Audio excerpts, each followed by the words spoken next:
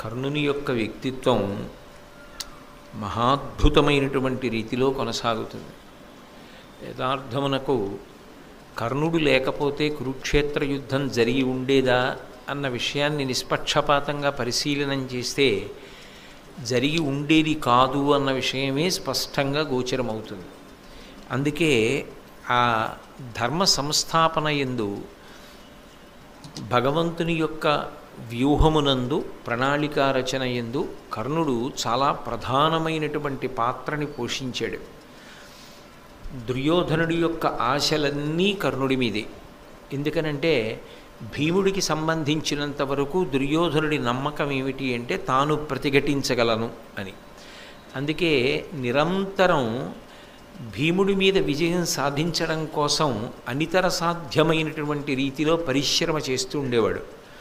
ఆ విషయాన్ని భీమ దుర్యోధనుల మధ్య జరుగుతున్నటువంటి గదాయుద్ధ సందర్భంలో సాక్షాత్తుగా కృష్ణ భగవానుడే అర్జునుడికి చెప్పినటువంటి విషయాన్ని నేను పూర్వం మహాభారతంలో శ్రీకృష్ణుడు అన్న విషయాన్ని పరిశీలన చేస్తున్నప్పుడు మీతో ఉటంకించడం జరిగింది.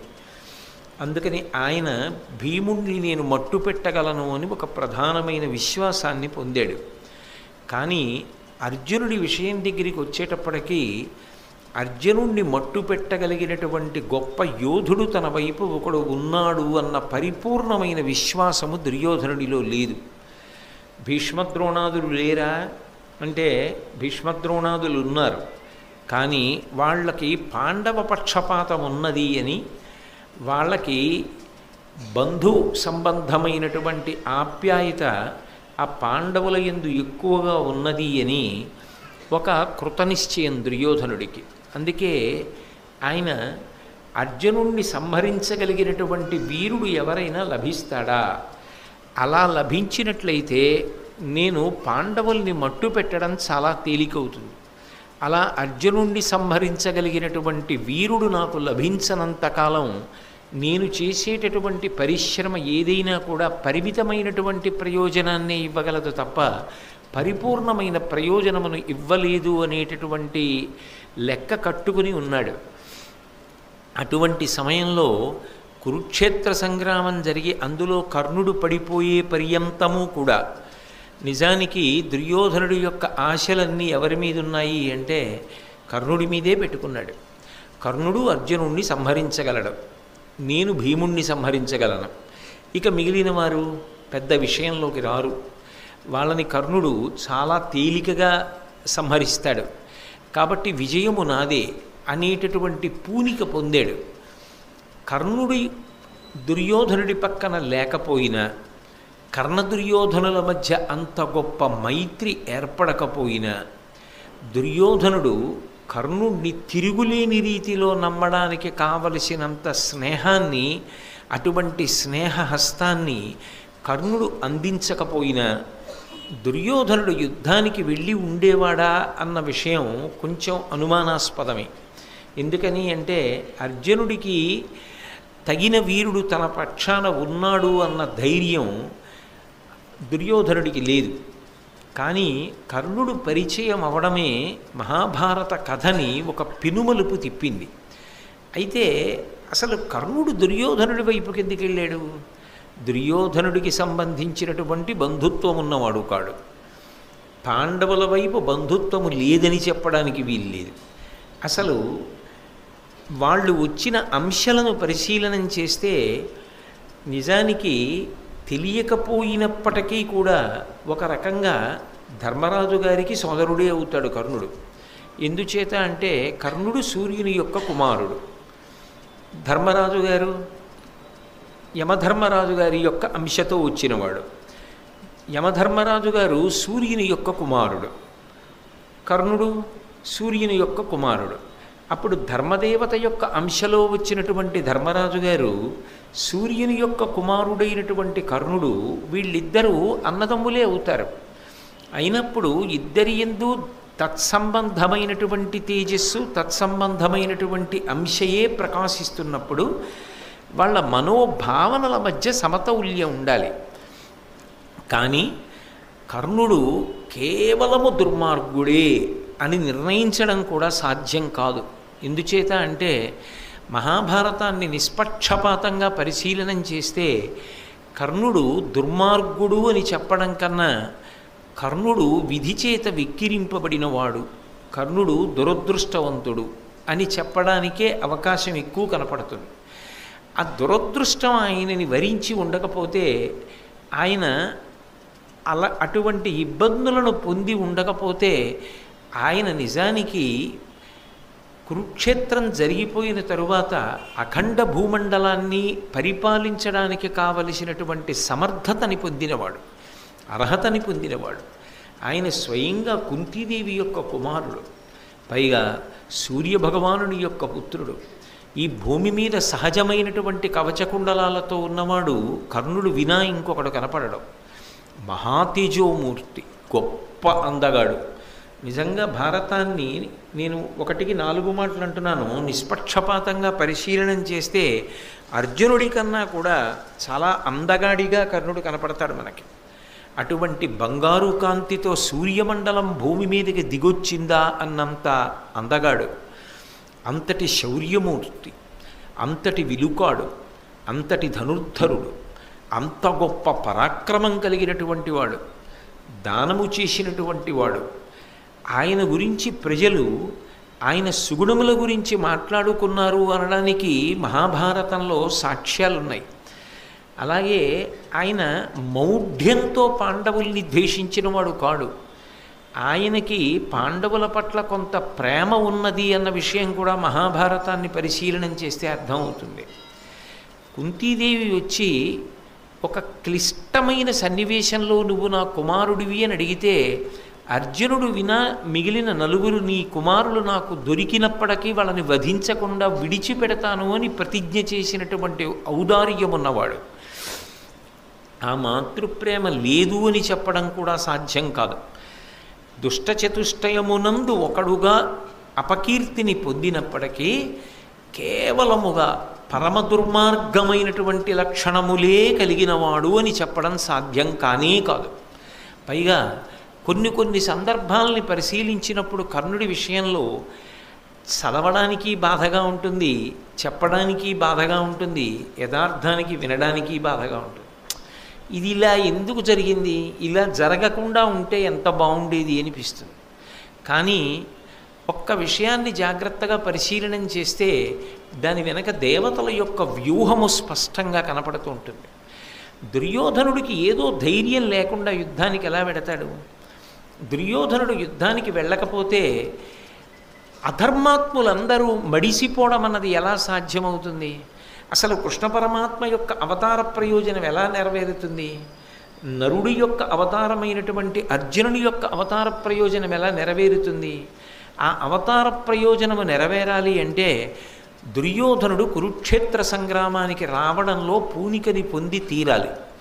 అలా పూనికని పొందాలి అంటే ఆయనకి ఒక గొప్ప నమ్మకస్తుడైనటువంటి స్నేహితుడు, ఆ స్నేహితుడు కూడా అర్జునుణ్ణి వధించగలడు అని ఆయనకి నమ్మకం ఉన్నటువంటి వాడు ఒకడు ఉండాలి. ఆ స్థానాన్ని మహాభారతంలో భర్తీ చేసినవాడు కర్ణుడు. కర్ణుడు అలా భర్తీ చేసి ఉండకపోతే అసలు కురుక్షేత్ర సంగ్రామం జరిగేది కాదు. అందుకే నిజానికి ఇద్దరూ సూర్య సంబంధం ఉన్నవారే, ధర్మరాజు గారు కానీ కర్ణుడు కానీ. ఇందాకనే చెప్పాను, సూర్యుడి కొడుకు ధర్మరాజు, యమధర్మరాజు, ఆయన అంశలో వచ్చినవాడే ధర్మరాజు గారు, సూర్యుని యొక్క కుమారుడే కర్ణుడు. అయినప్పుడు ఇద్దరూ సూర్యాంశ సంభవులు అయిన ఇద్దరూ వైరిపక్షాల్లో నిలబడవలసి వచ్చింది. కానీ కర్ణుడి యొక్క జీవితాన్ని పరిశీలనం చెయ్యడం మహాభారతంలో అద్భుతమైనటువంటి విషయాలు కొన్ని అవగతమవుతాయి. మనిషి ఏ ఒక్క దుర్గుణం చాలా దారుణంగా జారిపోయేటట్టు చేస్తుంది అర్థమవుతుంది. మనిషిలో ఎన్ని సద్గుణాలున్నా, ఎంత గొప్పవాడైనా, పుట్టుకతోనే ఎంతటి శౌర్యమో పరాక్రమము ఉన్నవాడైనా, ఆయన చెయ్యని తప్పుకి, ఎవరో చేసిన తప్పుకి ఒక్కొక్కసారి వ్యక్తుల జీవితాలు ఎంత దారుణమైన స్థితి వైపుకి తిరిగిపోతాయి అన్నవి పరిశీలనం చేస్తే కర్ణుడిలా ఎవ్వరూ కూడా అంత బాధపడవలసినటువంటి స్థితి సమాజంలో కలగకూడదు అంటే ఏ విషయంలో అత్యంత జాగ్రత్త అవసరమో కూడా మహాభారతంలో కర్ణుడు అన్న విషయాన్ని పరిశీలనం చేసినప్పుడు అర్థమవుతుంది. అందుకే అసలు మహాభారతం కర్ణుడితోటే మొదలై మహాభారతం కర్ణుడితోటి పూర్తయిపోతుంది అంటారు పెద్దలు. ఎందుకని అంటే కర్ణుడు రావడంతో మహాభారతం నడవడానికి కావలసినంత పూనికని పొందింది. మహాభారతంలో కర్ణుడు పడిపోవడంతో మిగిలినవన్నీ జరిగినా అవన్నీ జరిగిపోతాయి ఇంకా అన్న నమ్మకం వచ్చేసింది. అందుకే మహాభారతాన్ని నిజానికి నడిపించినటువంటి ప్రధానమైనటువంటి వ్యక్తులలో ఒకడెవరు అంటే కర్ణుడు.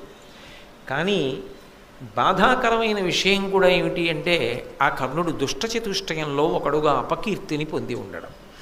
కానీ వ్యక్తిగతంగా నా వరకు నాకైతే ఏమనిపిస్తుంది అంటే కర్ణుడు దురదృష్టవంతుడు, లేకపోతే ఆయన అటువంటి అపకీర్తిని పొందవలసిన వాడు ఎట్టి పరిస్థితులలోనూ కాదు.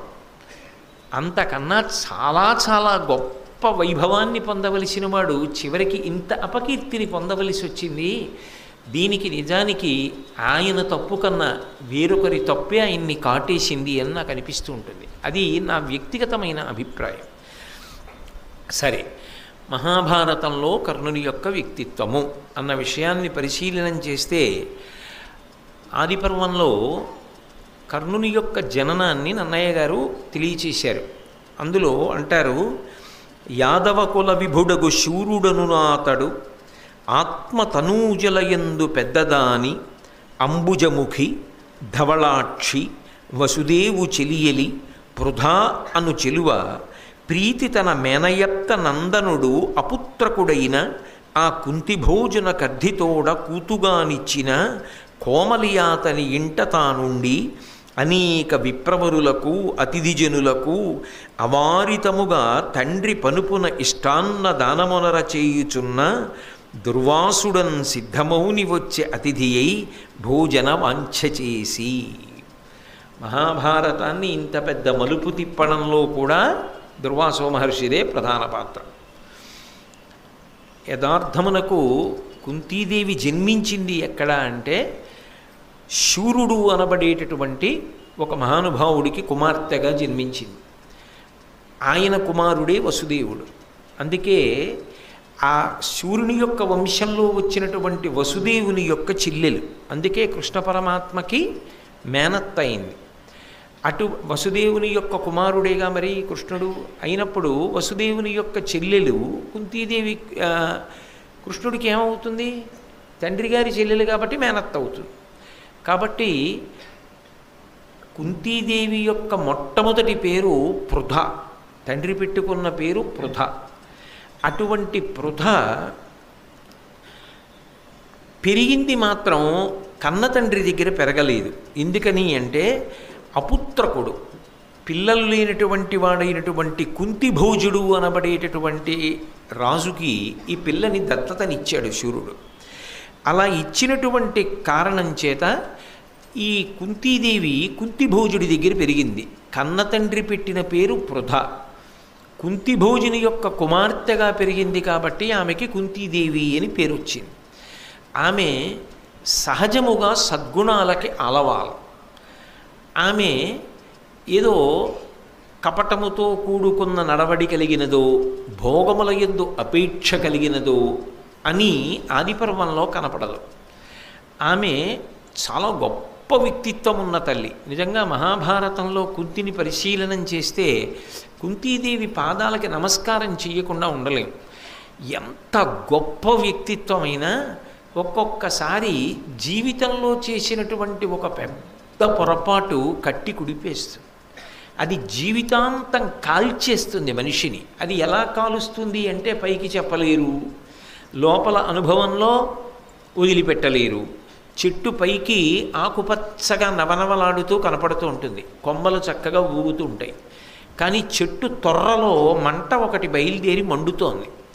చెట్టు తొర్రలో మంట మండుతుంటే ఆ చెట్టు ఎంత బాధపడుతూ ఉంటుందో దూరంగా నిలబడి చెట్టు కొమ్మలు ఒకటే చూస్తున్న వాడికి తెలియదబ్బా ఎంత పెద్ద చెట్టు, ఎంత బాగుందో, ఎన్ని పువ్వులో, ఎన్ని కాయలో, ఎన్ని కొమ్మలో అంటాడు. కానీ నిజానికి చెట్టు అంత సంతోషంగా లేదు, ఎందుకంటే దాని తొర్రలో అగ్ని కాలుతోంది. అలా కుంతీదేవి కూడా తప్పు చేసేటటువంటి స్వభావము కలిగినది కాదు, కానీ దేవతా వ్యూహము స్పష్టము. దేవతలు అటువంటి తల్లికి గొప్ప పరీక్షనే పెట్టారని చెప్పుకోవాలి. అందుకే ఆవిడికి సహజంగా బాల్యం నుంచి వచ్చినటువంటి గొప్ప గుణం ఏమిటంటే ఓర్పు. అది చిన్న పిల్లలకి ఉండడం అన్నది చాలా కష్టం. ఒక మహారాజు గారి ఇంట్లో అతిథులు వస్తే భోజనం పెట్టడానికి ఎవరిని పంపించాలి? ఇంట్లో ఉన్న పెద్దవాళ్ళని పంపిస్తారు. కానీ ఇంటికొచ్చిన వాళ్ళందరికీ అన్నం పెట్టడానికి కుంతి భోజుడు ఎవరిని పంపించాడు అంటే కుంతీదేవిని పంపించాడు. ఎందుకని అంటే ఆ అమ్మాయి చిన్నది, ఇంకా పెళ్ళి కూడా కానటువంటి పిల్ల, కుమారి అయినా ఆమె అంత ప్రేమతో వచ్చినటువంటి అతిథులందరికీ భోజనం పెట్టి తండ్రికి గౌరవ మర్యాదలు తీసుకొచ్చింది. ఆమె దగ్గరికి ఒక రోజున దుర్వాసో మహర్షి ఆతిథ్యం కోసం వచ్చాడు, అంటే కుంతి భోజుడింటికి వచ్చాడు అని. దుర్వాసో మహర్షి యొక్క ఆగ్రహం ఎలా ఉంటుందో మీరు పూర్వం చూశారు. కృష్ణ భగవానుడంతటి వాడిని ఆయన విడిచిపెట్టలేదు. పాయసం వండి తెమ్మని కొద్దిగా తిని ఒళ్ళంతా పాయసం పుయ్యమని, నువ్వు నా అరికాల దగ్గర పాయసం సరిగ్గా పుయ్యలేదు, అందుకని నీకు అరికాలు దగ్గరే బాణం తగిలి అత్యంత ప్రమాదం ఏర్పడుతుంది అని చెప్పి శాపవాక్కు విడిచిపెట్టాడు. సరే, అది మంగళప్రదం అవుతుంది, ఆ కారణం చేతనే అవతారమును ఎప్పుడో ఇప్పుడు వదిలిపెట్టాలి కాబట్టి వదిలిపెట్టి పరమపదంలో ప్రవేశించడానికి ఆస్కారము కలుగుతుంది అని కూడా చెప్పాడు. అటువంటి దుర్వాసో మహర్షి ఒకనాడు కుంతి భోజని ఇంటికి ఆతిథ్యం కోసం అని వచ్చాడు. అలా వచ్చినటువంటి వాడు ఆతిథ్యాన్ని స్వీకరించేటప్పుడు, ఆయనకి ఆతిథ్యం ఇచ్చేటప్పుడు సాధారణంగా ఎవరు నుంచుతారు?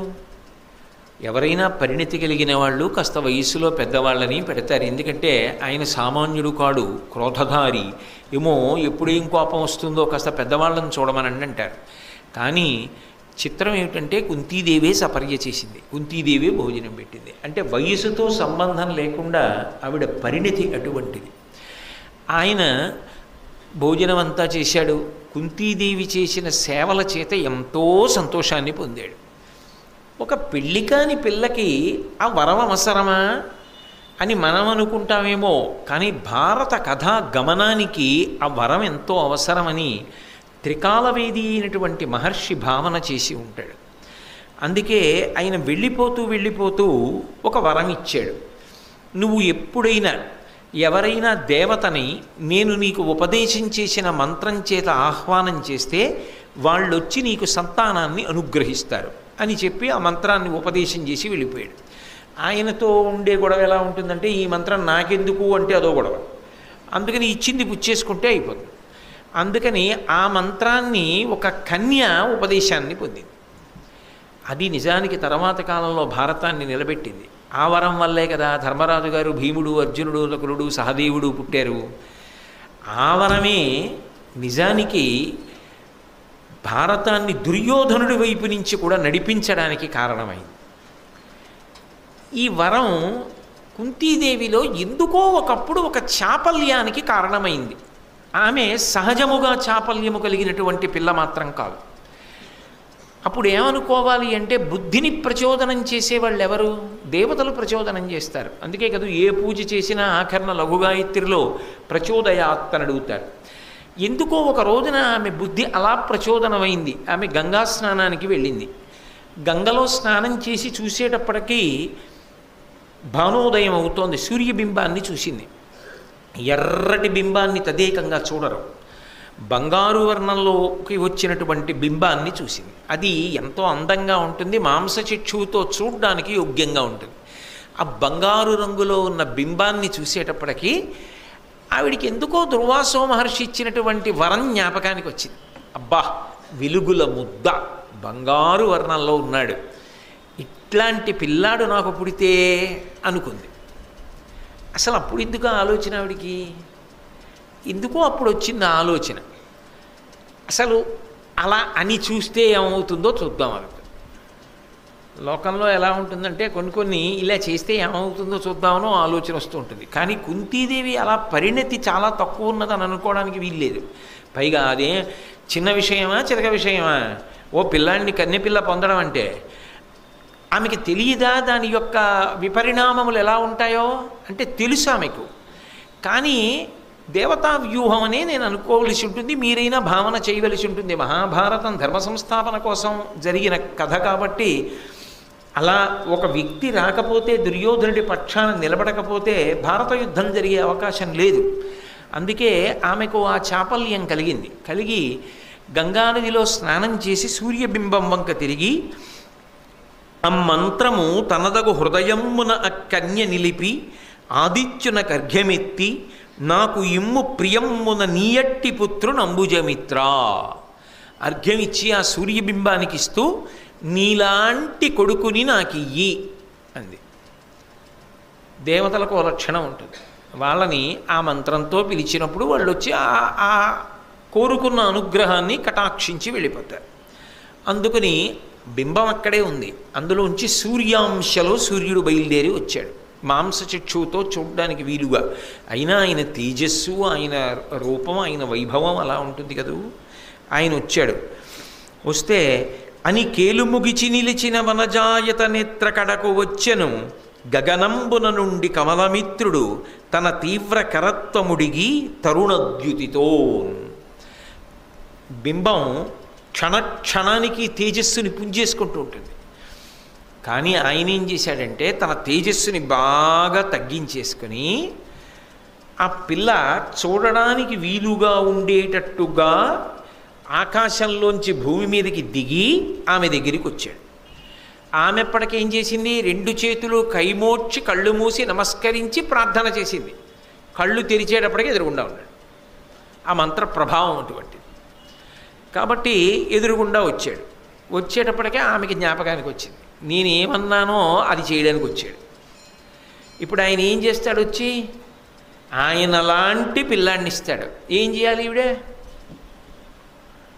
కన్యాగర్భం, ఉపద్రవం కదూ, ఎలా పెంచుకుంటుంది?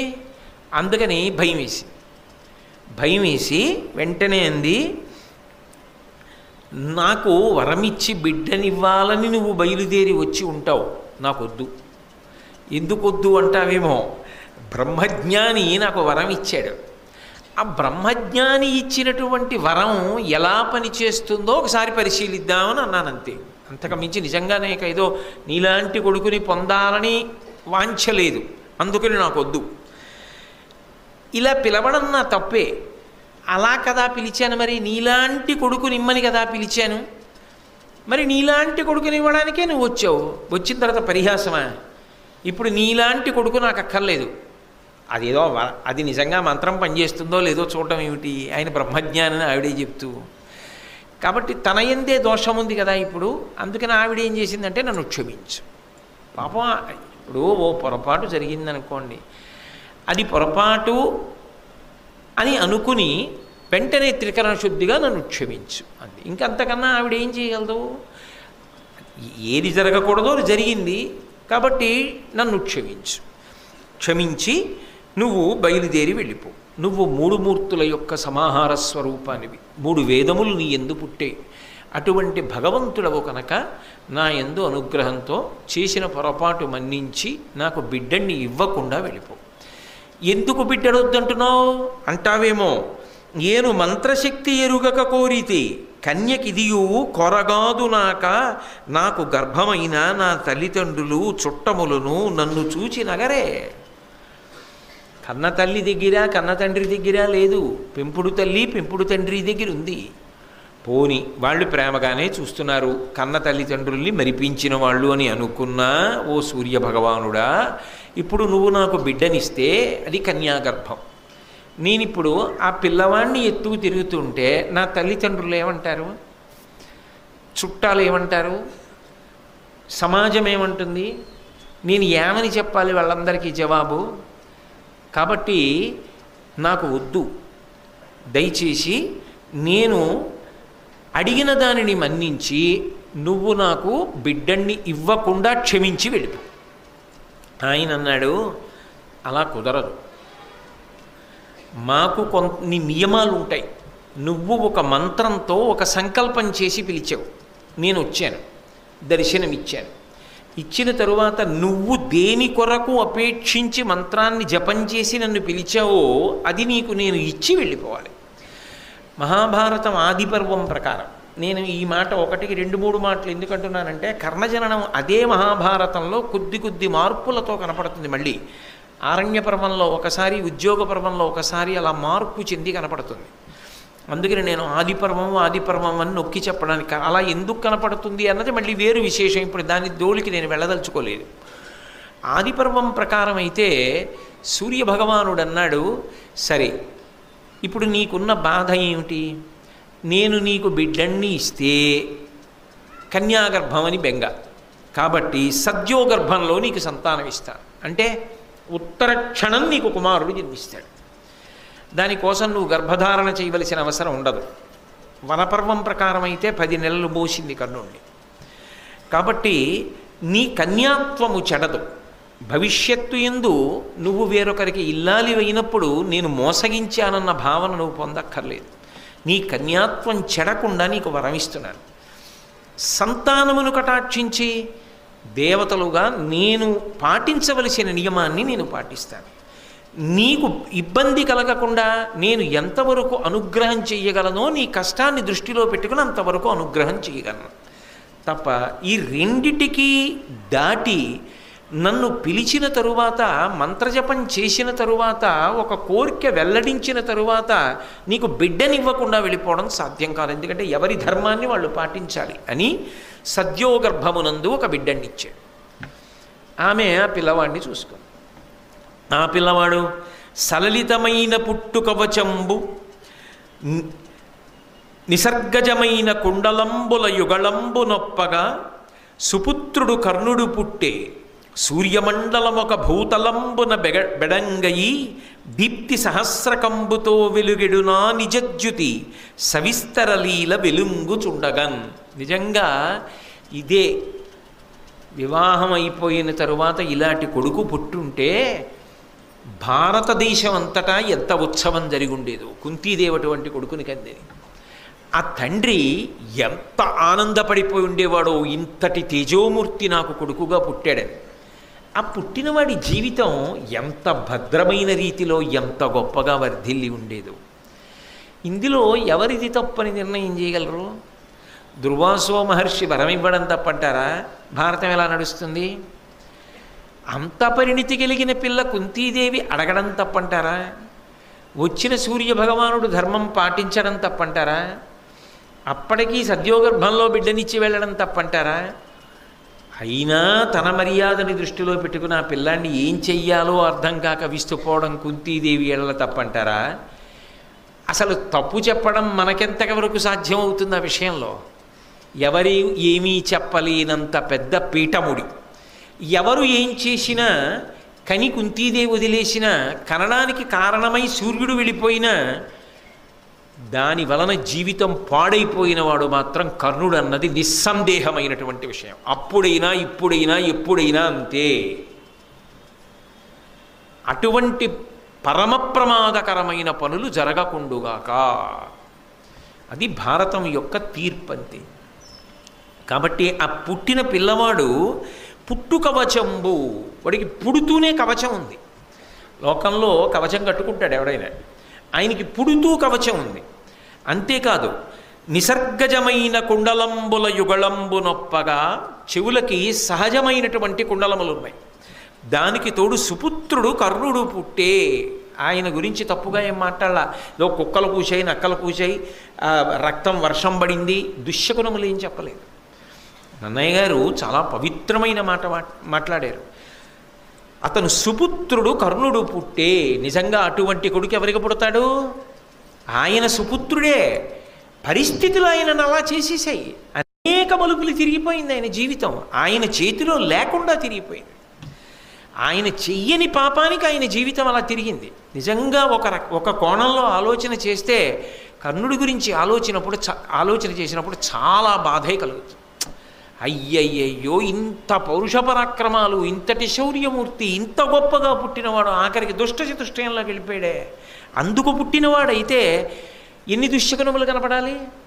అవేం చెప్పలేదు కదా భారతంలో. దుర్యోధనుడు పుట్టినప్పుడు ఎలా జరిగాయో అలా జరగలేదే. చాలా అద్భుతంగా వర్ణిస్తున్నారు. ఆంధ్రీకరించినప్పుడు నన్నయ్య గారు, సుపుత్రుడు కర్ణుడు పుట్టే సూర్యమండలం ఒక భూతలంబున బెడంగయి, సూర్యమండలం భూమి మీదకి దిగిందా అన్నట్టుగా ఉన్నాడు ఆ పిల్లాడు. దీప్తి సహస్రకంబుతో వెలుగడునా నిజద్యుతి, ఆ కాంతి అలా ఉంది పిల్లాడిది. అది అన్ని వేపులకి కొడుతోంది. అంత అందగాడు, బంగారు రంగులో మెరిసిపోతున్నాడు ఆ పిల్లాడు. సవిస్తరలీల వెలుంగుచుండగన్. ఎంత కాదన్నా, ఏది ఏమైనా ఇప్పుడు కుంతిపుత్రుడు. వాడు సామాన్యుడా? అసాధారణ పుత్రుడు. మొదటి కొడుకు ఆమెకు, అంతటి మహాతల్లి యొక్క పెద్ద కొడుకు. ఇప్పుడు ఆమె పిల్లవాడిని 2 చేతులతో పట్టుకుంది. సాధారణంగా రాజవంశాలలో కొడుకుడితే చాలనే బాధపడుతుంటారు, ఎందుకంటే ఆ రాజ్యానికి వారసుడు కావాలని. అందున సుపుత్రుడు పుట్టుకతో ఇంతటి తేజోమూర్తి పుడితే ఎంత ఆనందపడిపోయి ఉత్సవం చేయాలి. కన్న తండ్రికి తెలియదు, పెంపుడు తండ్రికి తెలియదు. కన్న తల్లి మరిచిపోవడానికి ప్రయత్నించింది. అన్నీ తెలిసిన సూర్యుడు ఏమీ మాట్లాడలేదు. పుట్టిన పిల్లాడు గంగపాలయ్యాడు. ఏం ఆశ్చర్యం! ఏ దోషానికి అంటే 10 మాటలు నేను ఉచ్చరించక్కర్లేదు. అందరూ బాగానే ఉన్నారు. ఒక రకంగా ఆలోచించండి. కుంతీదేవికి తర్వాత ఏమైంది? పాండురాజు గారితో వివాహం అయింది. పాండురాజు గారు భర్తృస్థానంలో ఉండగా పుట్టిన వాళ్ళు ఆమె యొక్క సంతానమని సంతోషంగా ప్రకటించుకున్నారు. మేము పాండురాజపుత్రులమని చెప్పారు. పాపం ఈయన చేసిన తప్పేమిటి? ఆయనదా తప్పు. ఆయన ఏమైపోయాడు? తల్లి ప్రేమని పొందాడా? కర్మసాక్షి లోకాలకు ప్రభువు సూర్యుడి యొక్క ప్రేమని పొందాడా? ఎవరి ప్రేమని పొందాడు? ఆ పిల్లవాడిని ఎత్తుకుంది, చూసింది, వదలలేకపోయింది. కానీ అన్నిటికన్నా దీనికి భయపడిపోయిందంటే సమాజములో తనకొచ్చేటటువంటి పేరు గురించి, అపకీర్తి గురించి భయపడిపోయింది. ఆమె భయపడిపోయి మనసులో నిశ్చయం చేసుకుంది, ఈ పిల్లవాడిని నేను పెంచను. అంటే దాని ఉద్దేశ్యం, ఈ బిడ్డడు నా కొడుకని నేను చెప్పను. ఆ పిల్లవాడిది తప్పని మీరు అనగలరా? సాధ్యమా? ఎవరికైనా సాధ్యమా? అది ఆ పసిబిడ్డడి తప్ప?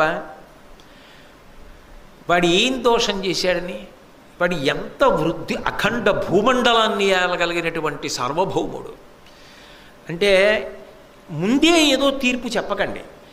కర్ణుడి జీవితాన్ని పరిశీలించేటప్పుడు ఎక్కడికి ఏ సందర్భంలో ఎక్కడ వరకు అక్కడ వరకే పరిశీలన చేయండి. అంతేకాని తొందరపడిపోయి ఆ తర్వాత ఎప్పుడో ద్రౌపదీ వస్త్రాపహరణంలో కర్ణుడు చేసినవి అవన్నీ ఇప్పుడే దృష్టిలో పెట్టుకుని తీర్పు చెప్పద్దు. ఇప్పుడే మొట్టమొదటిసారి జీవితంలో భారతం చదువుకుంటున్నాం, భారతం వింటున్నాం అనుకుని ఆలోచన చేయండి. ఆ తర్వాత కథ ఏమిటో మనకి తెలియదు, ఇప్పుడే వింటున్నాం మనం భారతం అనుకుని వినండి, అనుకుని చదవండి. మీరు ఆ పిల్లవాడిని ఏమైనా తప్పట్టగలరా? ఎలా తప్పడతారు? ఆ తల్లి వదిలేద్దాం అనుకుంటోంది, పోనీ తండ్రి ఏమైనా చేరదీశాడా? నన్ను మన్నించుగాక సూర్యుడు, ఆయన ఏమీ చేరదీయలేదు. నా బిడ్డ నువ్వు వదిలేస్తే నే పెంచుతా అని ఆయన అలా. ఆవిడ నా కొడుకని చెప్పలేను, అందుకని నేను ఇంటికి తీసుకెళ్ళను, నేను వీడిని పెంచను, నేను వదిలిపెట్టేస్తాను అనుకుంది. ఈమె మనసులో భావాన్ని గ్రహించాడు సూర్యుడు. గ్రహించి దొరికినవాడు బిడ్డన్ని పెంచడానికి కొంత ఆధారం కూడా కల్పించాలి కదూ. అందుకని ఆయన ఏం చేశాడంటే గంగానదిలోనే ఒక గొప్ప మంజూష, ఒక పెట్టి కొట్టుకొచ్చింది. ఆ పెట్టి పట్టుకుని విప్పి చూసింది కుంతీదేవి. అందులో బంగారము, అమూల్యమైనటువంటి రత్నములు ఇవన్నీ కూడా పెట్టెలో ఉన్నాయి. ఇప్పుడు ఆ పిల్లాన్ని వదిలేయాలి. అది అంత తేలికేం కాదు కుంతీదేవికి. వదిలేయడం ఒక బాధ, వదిలేశానన్న బాధ గుర్తొచ్చినప్పుడల్లా కాలుస్తుంది. చెట్టు తొర్రలో మంట. ఆ పిల్లాడి కంటి ముందు కనపడి చెప్పలేకపోతే నా కొడుకని అప్పుడెంత బాధ. ఆ కొడుకే తన కొడుకులకు ఎదురొస్తే అప్పుడెంత బాధ. అది ఆ పుండుని అలా కెలుకుతూనే ఉంది ఆవిడ జీవితాంతం. ఒకటే తప్పు. అది తప్పని చెప్పలేం, చాపల్యం. ఆమె ఏమీ పాపం ఇతర రకములైనటువంటి భోగమును అపేక్షించి చేసిన దోషం కూడా కాదు. కానీ ఏ కోణంలో చేసినా, ఏ హృదయంతో చేసినా అది మాత్రం కన్యాగర్భమైంది. అది శాపం ఎవరికైంది అంటే ఒక రకంగా కుంతీదేవికి అయింది, మానసికంగా చిత్తక్షోభ పొందింది. ఇంకొక రకంగా పాండవులకైంది. సొంత అన్నగారిని శత్రువర్గంలోకి వెళ్ళిపోయాడు. తెలిసా? వాళ్ళకి తెలియదు, కానీ ఎదురొచ్చాడు. ఆయనకి తెలిసింది, ఏమీ చేయలేకపోయాడు, వెనక్కి రాలేకపోయాడు. అప్పటికే దుర్యోధనుడికి మాట ఇచ్చేసాడు. ఆయన నలిగిపోయాడు. చిట్ట చివరికి చంపేశాక తెలిసింది మా అన్నయ్యని. ఎంత ఏడిచారు! ఒక్క పొరపాటు. కానీ కొన్ని పొరపాట్లు పర్వాలేదు, కాలంలో సర్దుకుంటాయి, మచ్చపోతుంది. కొన్ని పొరపాట్లు జీవితంలో కాదు, యుగం దాటిపోయిన తర్వాత కూడా ప్రవచనాల్లో చెప్తారు, పుస్తకాల్లో ఉంటాయి. ఆ పొరపాట్ల జోలికి వెళ్ళవద్దు ఎవరైనా సరే. అది భారతం యొక్క సందేశం అని అనకుండా ఎలా సాధ్యమవుతుంది మరి భారతం చదివాక? కాబట్టి అప్పుడు ఏడిచింది ఆ పిల్లాడిని ఎత్తుకొని. ఏల అమ్ముని నాకు ఇచ్చే ఈ మంత్రము, ఈ మంత్రశక్తియే నెరుగంగ వేడి, ఏల పుత్రకు గోరి ఎంతయు భక్తి నిన్ను తలంచితి ప్రీతి, ఇనుడును నాకు ఏల సద్యోగర్భమిచ్చే, కుమారుడేల అప్పుడు ఉదయించే, ఇంకెట్లు ఈ లోక పరివాదమే నుడిగింతు, ఇంతకు ఇంతయు ఎరుగరే జనులు. అసలు వచ్చిన వాళ్ళందరికీ నేను భోజనం పెట్టడం ఏమిటి? ఎక్కడో సూర్యుడికి కూతురుగా పుడితే కుంతిభోజుడికి దత్తత ఇవ్వడం ఏమిటి? దుర్వాసో మహర్షి రావడం ఏమిటి? సంతోషించడం ఏమిటి? కన్యకి తీసుకొచ్చి ఇటువంటి వరం ఇవ్వడం ఏమిటి? నాకేమో ఒకసారి పరీక్షిద్దామని చాపల్యం పుట్టడం ఏమిటి? సూర్యుడు వచ్చి కుదరదు కొడుకునిస్తానని సద్యోగర్భంలో కొడుకునివ్వడం ఏమిటి? వీడింత మహనీయమూర్తి ఏమిటి? వీడిని తీసుకెడదామంటే లోకనింద. ఆ తర్వాత తన జీవితం ఎలా, పెళ్ళి ఎలా అవుతుంది? అవనప్పుడు ఇంట్లో తల్లిదండ్రులు ఏమైపోతారు? ఇలాంటి పిల్లని పెంచుకున్నామని వీళ్ళు అంటారు, ఈ పిల్ల పుట్టిందని వాళ్ళు అంటారు. లోకానికి అనడం చాలా తేలిక. ఎవరు ఎందుకు చేశారని ఆదరించి పలకరించి విచారించే వాళ్ళు ఎక్కడుంటారో లోకంలో? పొరపాటు దిద్దడానికి వాడికన్నా అవతలవాడి పొరపాటుని ఎత్తి చాటి 10 మందికి చాటింపు వేయడంలో సంతోషం ఎక్కువ ఉన్న వాళ్ళే ఉంటారు నాబోటిగాళ్ళు. కాబట్టి ఇంత వగచింది, ఏం చెయ్యాలో అర్థం కాలేదు. ఈ బాలుని ఎత్తుకుని ఇంటికి జన్న, నన్నున్న బంధులందరూ మనంబుననేమనారే, ఎట్లీ బాలసూర్యని భునిట్టుల డించి పోవంగా బుద్ధి పుట్టునని కన్య వనంబులోనన్. కుంత్యం లేదు కన్య. వీణ్ణ వదలలేకపోతున్నాను, వీణ్ణి ఎత్తుకుని నేను కానీ ఇంటికి వెళ్ళానా, ఎవరి పిల్లాడు అని అడుగుతారు కదా. పోనీ ఎవరో లేదు అని వదిలేసేలా లేడు. ఎవరు చూసినా అబ్బా ఎంత బాగున్నాడో అని కళ్ళు పిల్లాడివే పెళ్ళేటట్టున్నాడు. అప్పుడు నేనేం చెప్పాలి? నేను చెప్పలేను కాబట్టి నాకు వద్దు. అపూర్వమైన కానుక ఆమె పొంది వదిలేసుకుంది. గంగలో వదిలేయాలని సంకల్పం చేయగానే సూర్యభగవానుడు మంజూషని పంపించాడు. ఆ బంగారము రత్నములు అన్నీ ఉన్న పెట్టెలో పిల్లవాడిని పెట్టేసి మంచి ఒరవడిలో వెళ్ళిపోతున్నటువంటి గంగ ప్రవాహంలో ఆఖరికి తన పాశాన్ని తెంపేసుకుని పెట్టి వదిలేసింది. అంతే, వేగంగా పెట్టి వెళ్ళిపోయింది. ఆమె బాధపడుతూ వెనక్కి తిరిగి అంతఃపురానికి వెళ్ళిపోయింది. అది మరిచిపోవాలని చాలా ప్రయత్నం చేసింది, మరిచిపోయింది. ఆమె ఎందు కన్యాత్మనకు భంగం లేకుండా సూర్యభగవానుడు వరం ఇచ్చాడు కాబట్టి తర్వాత పాండురాజు గారికి భార్య అయింది. ఆమె సంతోషంలో ఉంది. అదంతా మీరు మహాభారతంలో కుంతి అన్న విషయంలో విన్నారు. ఇప్పుడు మనకి ప్రధానుడు ఎవరు అంటే కర్ణుడి గురించి పరిశీలన చేయడం. ఇంకా ఎప్పుడైనా ఆవిడికి జ్ఞాపకం వస్తే ఏమో వదిలిపెట్టేశాను, ఆ పిల్లవాడు ఎక్కడున్నాడు అని అనుకుంటుంది. కానీ ఆమె ఇప్పుడు జీవితంలో పొందిన సంతోషం ఆమె పొందినటువంటి కష్టాన్ని కప్పేసింది. అందుకని ఆమె మరిచిపోయింది. కానీ ఆ పిల్లవాడు మళ్ళీ ఎప్పుడైనా కనపడ్డం జరిగిందనుకోండి, ఒకవేళ ఇన్నేళ్ల తర్వాత అయినా, కుంతీదేవి ఈ పిల్లవాడు నా పిల్లవాడే అని గుర్తుపట్టగలదా? ఖచ్చితంగా గుర్తుపడుతుంది.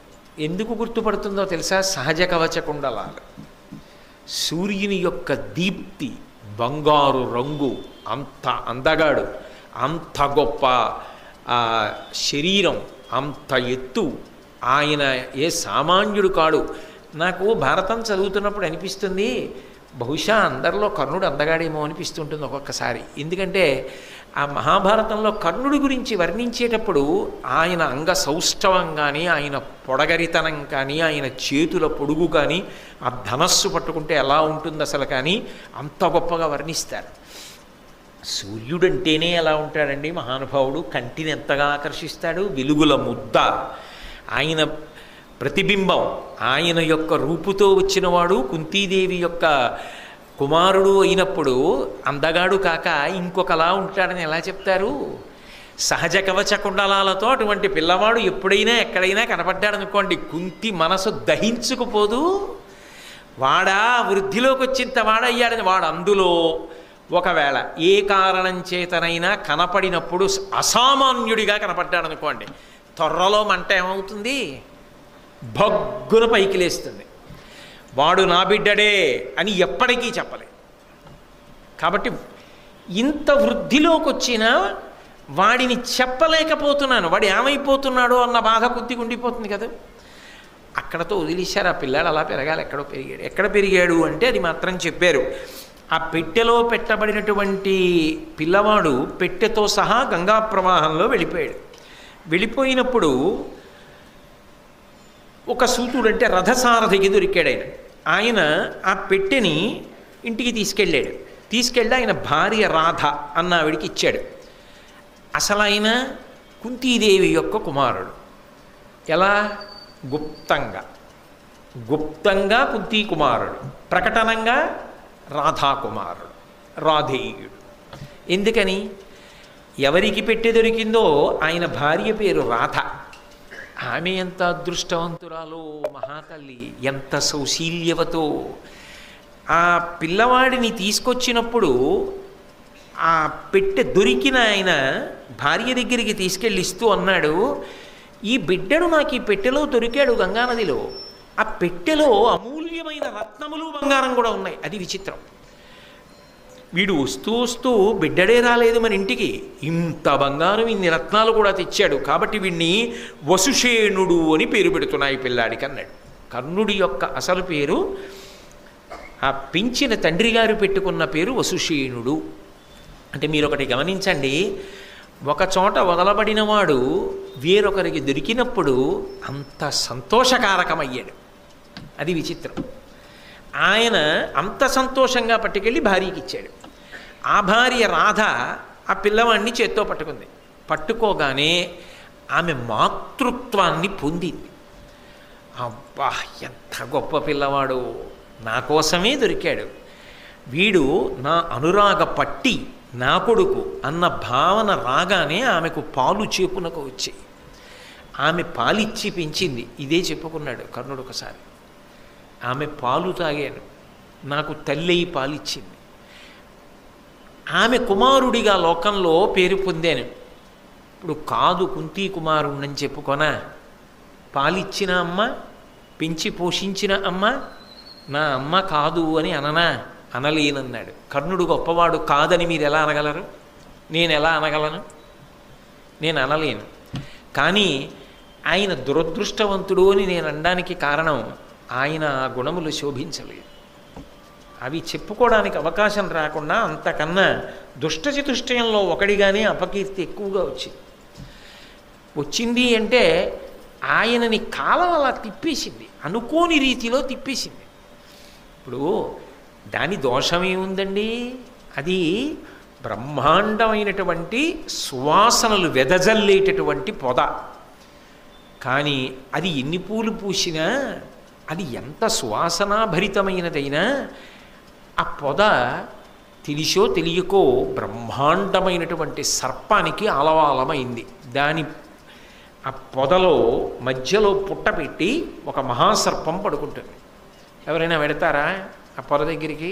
కోస్తారా పువ్వు? ఆ సువాసన పీలుద్దామని దగ్గరికి పెడతారా?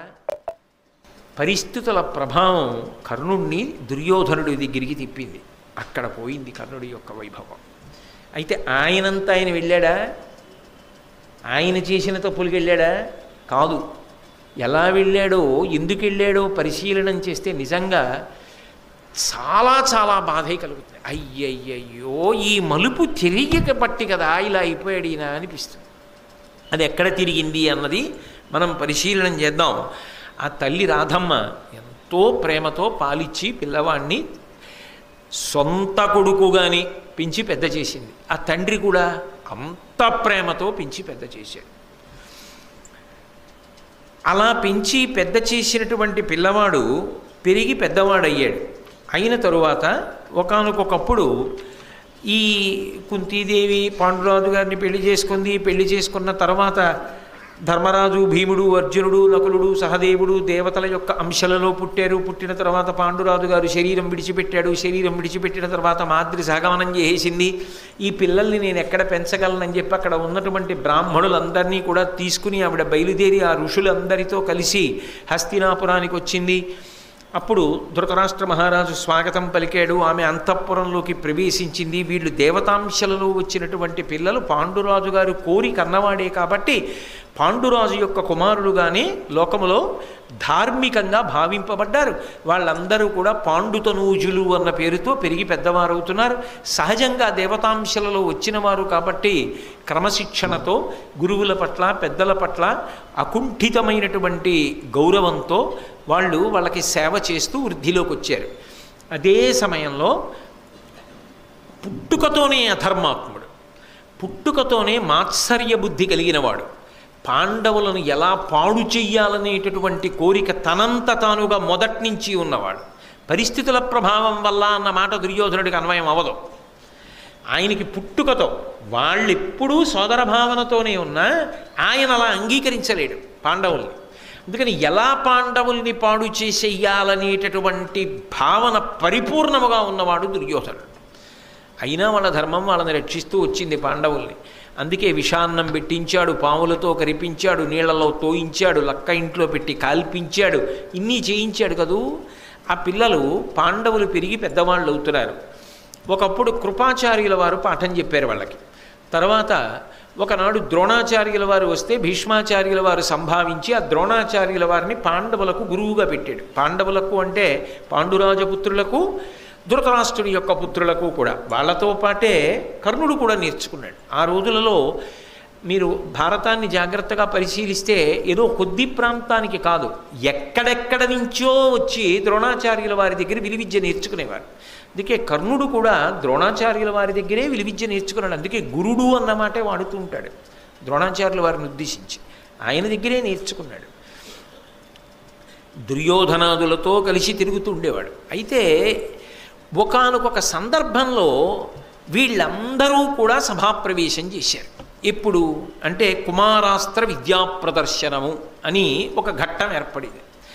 పిల్లలకి పాఠం నేర్పాడు కదా ద్రోణాచార్యుల వారు. ఈ పిల్లలందరికీ నేర్పిన పాఠం ఏమిటి? ధనుర్వేదం. గొప్పగా అస్త్రప్రయోగం చేస్తారు, కొంతమంది శూలం ప్రయోగిస్తారు, కొంతమంది గదాయుద్ధం చేస్తారు. ఎవరెవరికి ఏ పాఠం చెప్పాడు అందులో వాళ్ళు ఎంత గొప్పగా ప్రవీణులయ్యారు అన్నది ఆ రాచకుటుంబం అంతా చూడడం కోసమని ఒక గొప్ప రంగస్థలాన్ని ఏర్పాటు చేశారు. ఆ రంగస్థలాన్ని ఏర్పాటు చేసినప్పుడు ఈ పిల్లల యొక్క విద్యాభ్యాసం అయిపోయిన తరువాత వాళ్ళు ఎంత బాగా విద్యని ప్రదర్శన చేస్తారో చూడడం కోసం ధృతరాష్ట్ర మహారాజు వచ్చి కూర్చున్నాడు. పక్కన గాంధారి కూర్చుంది, ఆ పక్కనే కుంతీదేవి కూర్చుంది. భీష్ముడు, ద్రోణుడు, విదురుడు, అశ్వత్థామ, కృపాచార్యుడు, ద్రోణాచార్యుడు వీళ్ళందరూ ఉన్నారు. సరే, పిల్లల్ని ప్రారంభం చేయమన్నారు. ఎవరికి వచ్చిన విద్య వాళ్ళు ప్రదర్శిస్తున్నారు. భీమదుర్యోధనుల మధ్య గదాయుద్ధం ప్రారంభమైంది. అది ఎలా ప్రారంభమైంది అంటే చివరికి ఏ స్థాయికి వెళ్ళిపోవడం మొదలెట్టిందంటే కురుక్షేత్రాన్ని తలపించేసింది. వాళ్ళిద్దరూ పిల్లలుగా ఉన్నప్పుడే ఒకరినొకరు చంపేసుకుంటారా అన్నట్టుగా కొట్టేసుకున్నారు. అప్పుడు మధ్యలోకి వెళ్ళి వాళ్ళిద్దరినీ కూడా విడిపించి, అశ్వత్థామ, ఇది కేవలంగా మీరు చదువుకున్న చదువుని చూపించడానికే తప్ప నిజంగా పౌరుష ప్రతాపాలతో చంపేసుకోవడానికా ఏమిటని విడదీసి వెనక్కి తీసుకొచ్చాడు. తరువాత అర్జునుడి యొక్క విలువిద్యా ప్రదర్శనం ప్రారంభమైంది. అర్జునుడు ఆ సభలోకి ప్రవేశిస్తున్నాడు. అక్కడే కుంతీదేవి కూడా కూర్చుని ఎంతో సంతోషంగా ఉంది. ఆవిడ భావనలో ఏముంటుంది, తన బిడ్డల్లో భీముడు గొప్ప గదాయుద్ధం చేస్తాడు, ధర్మరాజు గారు శూలం విసురుతాడు, ధనుర్బాణములు ప్రయోగిస్తాడు, అలాగే అర్జునుడు సకలాస్త్ర సంపన్నుడు. కాబట్టి ఇవన్నీ చూసుకుని తండ్రి లేని బిడ్డలు ఆ తల్లి చూసుకుని ఆనందించాలి. అందులో మాద్రి కూడా లేదు. 5 యొక్క వైభవాన్ని చూసి సంతోషిద్దామని కుంతి కూడా కూర్చుంది. సుతుల విద్యాప్రవీణత చూచువేట్క ఎంతయును సంతసంబున కుంతిదేవి రాజసన్నిధి గాంధార రాజపుత్రికలన నుండే ఉన్మీలిత నలిన నేత్ర. ఆ ధృతరాష్ట్ర గాంధారీదేవులతో కలిసి కుంతీదేవి కూడా కూర్చుని చూస్తోంది, సంతోషిస్తోంది. ఓ, నా పిల్లలన్నింటిలో పైచేయి, ఎంత బాగా విద్య నేర్చుకున్నారు, ఎంత బాగా విద్యని ప్రదర్శనం చేస్తున్నారని ఆవిడ ఎంతో ఆనందంతో ఆ అస్త్ర ప్రదర్శనాన్నంతటినీ కూడా పరిశీలనం చేస్తోంది. ఆ పరిశీలనం చేస్తుండగా అర్జునుడు సభాప్రవేశం చేశాడు. వెంటనే చూస్తున్న వాళ్ళందరూ కూడా సభికులలో పెద్ద ఎత్తున మాటలు వినపడ్డాయి. వీడే కృతహస్తుడఖిలాస్త్ర విద్యలందు, వీడే అగ్రగణ్యుడు ధర్మవిధులలోన, వీడే భరతవంశం బెల్ల వెలుగా కుంతి కడుపు చల్లగా పుట్టిన ఘనభుజుండు. వాళ్ళందరూ ఏమంటున్నారంటే, వీడే కృతహస్తుడఖిలాస్త్ర విద్యలందు, అస్త్ర విద్యలలో తిరుగులేనటువంటి మేటి ఈయనే, ఈ అర్జునుడే. వీడే అగ్రగణ్యుడు ధర్మవిధులలోన, ధర్మం తెలిసిన వాళ్ళల్లో అగ్రగణ్యుడు ఈ అర్జునుడు. వీడే భరతవంశం బెల్ల వెలుగా, భరతవంశమంతా వెలిగిపోయేటట్టుగా అపారమైన కీర్తి తీసుకురావడానికి కుంతి కడుపు చల్లగా పుట్టిన ఘనభుజుండు. ఆయన బాణములు వేస్తాడు కాబట్టి మంచి ఎత్తైన భుజములు కలిగినవాడు. అదిగో ఆ ఘనమైన భుజములు కలిగినటువంటి అర్జునుడు, అదిగో ఆయనే ఆయనే ఆయనే అని చెప్పుకుంటూ ఉండగా అర్జునుడు సభాప్రవేశం చేశాడు. ఇంకా భీముడి విషయంలో భీముడితో సమానంగా దుర్యోధనుడు గదాయుద్ధం చేస్తాడు అన్న ప్రతీతి ఉంది. అర్జునుడి విషయంలో ఆ రోజుల్లో అర్జునుడితో సమానంగా బాణప్రయోగం చేసేవాడు ఉంటాడని ఎవరికీ నమ్మకం లేదు. ద్రోణాచార్యుల వారు కూడా ఏమంటాడంటే, నా శిష్యులలో కల్లా చాలా గొప్పవాడు అంటుంటాడు అర్జునుడిని. కాబట్టి ఆ అర్జునుడు వస్తున్నాడు సభలోకి అనేటప్పటికీ కుంతీదేవి పొంగిపోయింది. అబ్బా, మీకు నేను మొట్టమొదటే చెప్పాను ఆ ప్రసంగం ప్రారంభంలో, దుర్యోధనుడి బాధ కూడా అక్కడే. భీముడికి నేనున్నాను, అర్జునుడికి ఎదురు తిరిగి పోరాడగలిగినటువంటి యోధుడు నా వైపు లేడు. ఎందుకంటే మొదటి నుంచి మాత్సర్యం కదా, మరి ఆ స్థానంలో భర్తీ చేసేవాడు లేడు నాకు. ఇప్పుడు ఇంతమంది అర్జునుడు వస్తున్నాడని జేజేలు పలుకుతుంటే దుర్యోధనుడి హృదయం ఎలా ఉంటుందో ఆలోచించండి. మండిపోతోంది. అవతల కుంతీదేవి పొంగిపోతోంది. ధృతరాష్ట్రుడు బయటపడాడు. చూడ్డానికి ఏం లేదుగా, తర్వాత తెలుసుకుంటాడు ఏమవుతోందో. కాబట్టి ఆ కుంతి ఎంతో సంతోషంగా ఉంది. అర్జునుడు సభాప్రవేశం చేశాడు. అస్త్ర విద్యా ప్రదర్శనం చేయమన్నాడు ద్రోణాచార్యుల వారు. ఆగ్నేయ శరమున అతిభీకరాగ్నియు, వారుణాస్త్రమున దుర్వారజలము, అనిలబాణంబున అధికానిలంబును, మేఘాస్త్రమున మహామేఘచయము పుట్టించు, మరియును భూమి బాణంబున భూప్రవిష్టుండగు, భూరి ఘోర శైల బాణంబున శైలరూపము దాల్చు వీరుడు, అదృశ్యాస్త్ర విద్య పేర్మిత నదృశ్యదేహుండగు, తక్షణంబా హ్రస్వుడగు దీర్ఘుడగు సూక్ష్ముడగు రయంబుతోడ రథ మధ్య గతుడగు, దుర్గతుండు అగు మహీతల గతుడగు అద్భుతముగా. అర్జునుడు ఎన్ని అస్త్రములను ప్రయోగించాడు అంటే చూసేవాళ్ళందరూ ఆశ్చర్యపోయేటట్టుగా వారుణాస్త్రాన్ని ప్రయోగించి అద్భుతమైనటువంటి పెద్ద నీటిధారలు పడేటట్టుగా చేశాడు. అలాగే వాయువ్యాస్త్రాన్ని ప్రయోగించి గొప్ప గాలి పుట్టించాడు. మేఘాస్త్రాన్ని ప్రయోగించి పెద్ద మేఘమండలాన్ని సృష్టించాడు. భూమి బాణంబు భౌమ్యాస్త్రాన్ని ప్రయోగించి ఆయన భూమి యొక్క రూపాన్ని పొందాడు. అలాగే శైలాస్త్రాన్ని ప్రయోగించి పర్వత రూపం కింద మారిపోయాడు. అలాగే ఒకప్పుడు అదృశ్యాస్త్రాన్ని ప్రయోగించాడు, తాను కనపడకుండా పోయాడు అస్త్ర ప్రభావం చేత. ఒక్కొక్కసారి ఆయన ఒక్కొక్క అస్త్రాన్ని ప్రయోగించి ఒక్కొక్క మంత్రాన్ని ఆయన లోపల మననం చేసినప్పుడు పుట్టివాడైపోతాడు, పొడుగువాడైపోతాడు, లావుగా అయిపోతాడు, సన్నగా అయిపోతాడు. అకస్మాత్తుగా భూమి మీద కనపడతాడు, రథంలో కనపడతాడు, రథం నొగల మీద కనపడతాడు. ఇవన్నీ చూస్తే సభలో ఉన్న వాళ్ళందరికీ ఎంత ఆశ్చర్యంగా ఉంటుంది. ఆ పిల్లల్లో అర్జునుడు ఒక్కడే చెయ్యగలడు ఇలా. ద్రోణుడు కూడా అలా స్థానపట్టాడు. అందుకే ఎంత ఆనందపడిపోయి అందరూ కరతాళధ్వనులు చేస్తుంటే ద్రోణాచార్యులు వారు తెల్లగడ్డాన్ని ఇలా ఓసారి నిమురుకుంటూ పరమానందపడిపోతూ తన శిష్యుడు ఇంత గొప్పవాడైపోయాడని ఆనందపడిపోతుంటే, కుంతీదేవి కన్నుల ఆనంద భాష్పాలు కార్చేస్తుంటే, దుర్యోధనుడి కడుపు మండిపోతుంటే, అర్జునుడు ఇవన్నీ చేస్తుంటే ఎంత గొప్పగా ఉంటుంది, ఎంత రసరంజకంగా ఉంటుంది ఆ కుమారాస్త్ర విద్యా ప్రదర్శనం.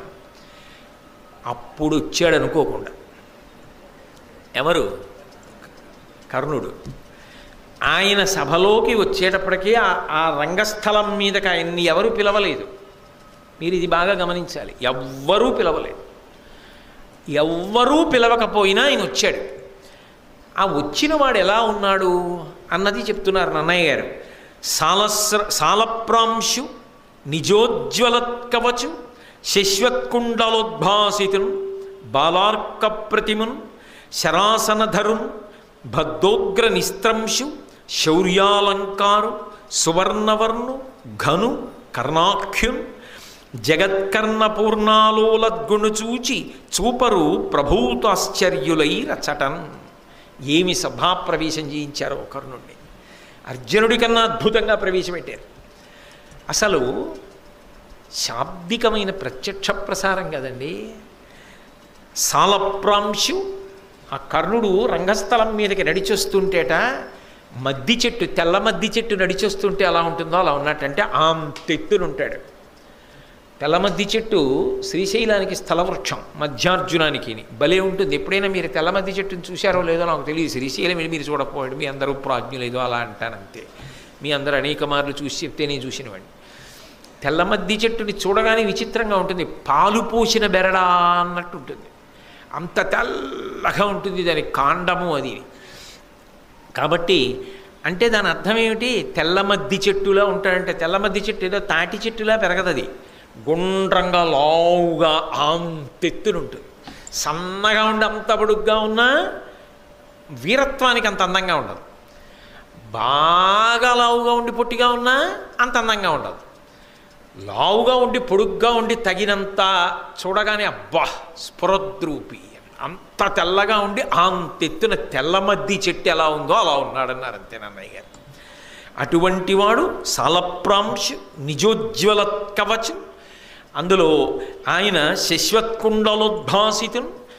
తెలుపు మీద మెరుపు బాగా కనపడుతుంది, నలుపు మీద కూడా కనపడుతుంది. అందుకే కదా నీలతో యద మధ్యస్థ విద్యుల్లేకే భువాస్వర లక్ష్మీనారాయణలు వస్తుంటే అంత అందంగా ఉంటుంది. నల్లమబ్బు మీద మెరుపు తీగ అందమే. తెల్లటి వాడి ఒంటి మీద బంగారం కనపడదు, కానీ ఆ బంగారం కాంతులు కనపడతాయి బాగా. తెలుపు మీద పసుపు బంగారం యొక్క కాంతులు పడుతుంటే చాలా అందంగా ఉంటుంది. ఓ ఉంగరం ఓ సన్న గొలుసో వేసుకుంటే ఎక్కడి నుంచి వస్తుందా మెరుపు? అందులోంచి ఆ బంగారం యొక్క మెరుపుని నిజానికి ఆయన ఒంటి తెలుపు కప్పేస్తుంది. ఆయన ఒంటి మీద వేసుకున్నాడో లేదో తెలియదు, కానీ ఆయన తెలుపు మీద కాంతి పడేంత బంగారం వేసుకున్నాడు అనుకోండి, భూషణములు కనపడతాయి. కర్ణుడి గొప్పతనం ఏమిటంటే అలా ఆయన వేసుకోక్కర్లేదు.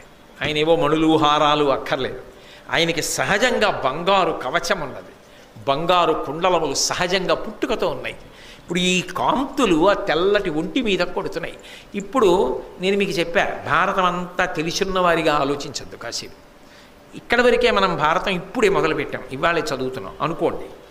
కర్ణుడు ఎంత అందంగా ఉన్నాడు. కర్ణుడు అందగాడు కాదని మీరు ఎలా అనగలరు? చాలా అందగాడు. ఈ పద్యాలు చదువుతుంటే ఓసారి కర్ణుడిని చూస్తే బాగుండు అనిపించే అంత అందగాడు. కాబట్టి నిజోజ్వలత్కవచు శశ్వత్కుండలోద్భాసితున్ బాలార్క ప్రతిమున్. బాలసూర్య బింబం ఉంటుందే, పసుపచ్చటి రంగులోకి వస్తుంది. ఎరుపు రంగులో ఉన్న బింబాన్ని అసలు తదేకంగా చూసి నమస్కారం చేయరు. రుద్రాధ్యాయ వ్యాఖ్యానంలో చెప్తారు దాని గురించి. పసుపు వర్ణంలోకి తిరిగినటువంటి బింబం ఇంకా కంటితో చూడొచ్చు, కొద్దిసేపే చూడగలం. అది భలే మెరిసిపోతుంటుంది బంగారు వర్ణంలో. అలా ఉన్నాడు నాన్నగారి పోలిక, ఎక్కడికి పోతుంది? అందుకని బాలార్క ప్రతిమన్. మరి అటువంటి బాలార్కుణ్ణి చూసి కదా ఇలాంటి కొడుకు కావాలంది. అలాంటి కొడుకు అప్పుడే అలా ఉంటే ఇప్పుడు ఇంకెంత అందంగా ఉంటాడు, ఇంకెంత కాంతితో ఉంటాడు. అందుకని అక్కడ ఉన్న వాళ్ళందరూ ఎవరా పిల్లాడని చెప్పి అర్జునుడు అంటే అందరికీ తెలుసు, ఈయన ఎవరో పాపం ఎవరికి తెలుసు. ఎంత జాలికరమైన విషయం అది నిజంగా. నిజానికి నేను భారతం చదువుకున్నప్పుడు నాకు అర్థమైనంత వరకు ఇంత అందగాడు ఎవడూ లేడు. కానీ ఆయన ఎవరో ఎవరికీ తెలియదు. ఆయన గుణముల గురించి కొంతమందికి తెలుసు. కాబట్టి శరాసనధరున్ చేతిలో బ్రహ్మాండమైన కోదండాన్ని పట్టుకుని ఉన్నాడు. బద్ధోగ్రనిస్త్రంశు మొలకి వాడి కత్తి ఒకటి కట్టుకుని ఉన్నాడు. ఎక్కడికి పోతాయి ఆ పౌరుష ప్రతాపాలు? ఎక్కడికి పోతుందో ఆ పరాక్రమం? ఎక్కడికి పోతుందో ఆ శౌర్యం? ఎక్కడికి పోతుంది? కాబట్టి శౌర్యాలంకారు, శౌర్యమే అలంకారంగా కలిగినవాడు. సువర్ణవర్ణు, బంగారు రంగు కలిగినవాడు. నన్నయ్య గారికి తనివి తీరట్లా, ఎన్ని మాటలు వేసేస్తున్నారో. పద్యమంతా విశేషణాలే కర్ణుడు కనపడేటప్పటికే. సువర్ణవర్ణు, ఘను, గొప్పవాడు, అంతెత్తునున్నవాడు. చూడండి, మనిషి బాగా స్ఫురద్రూప్ అనుకోండి, ఆయన్ని ఎలాగండి ఆయన గుర్తుపట్టడం ఏమిటి?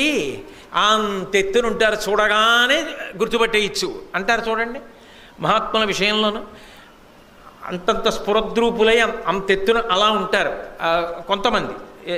శంకర భగవత్పాదులు ఎలా ఉంటారని అడగక్కర్లేదు. ఆయన మహానుభావుడు ఇలా చూడగానే బాలసూర్య బింబల్లా వెలిగిపోతుంటారు అంతెత్తున. శంకరాచార్యులు వారు ఎవరైనా అడగడం ఏమిటండి అనం.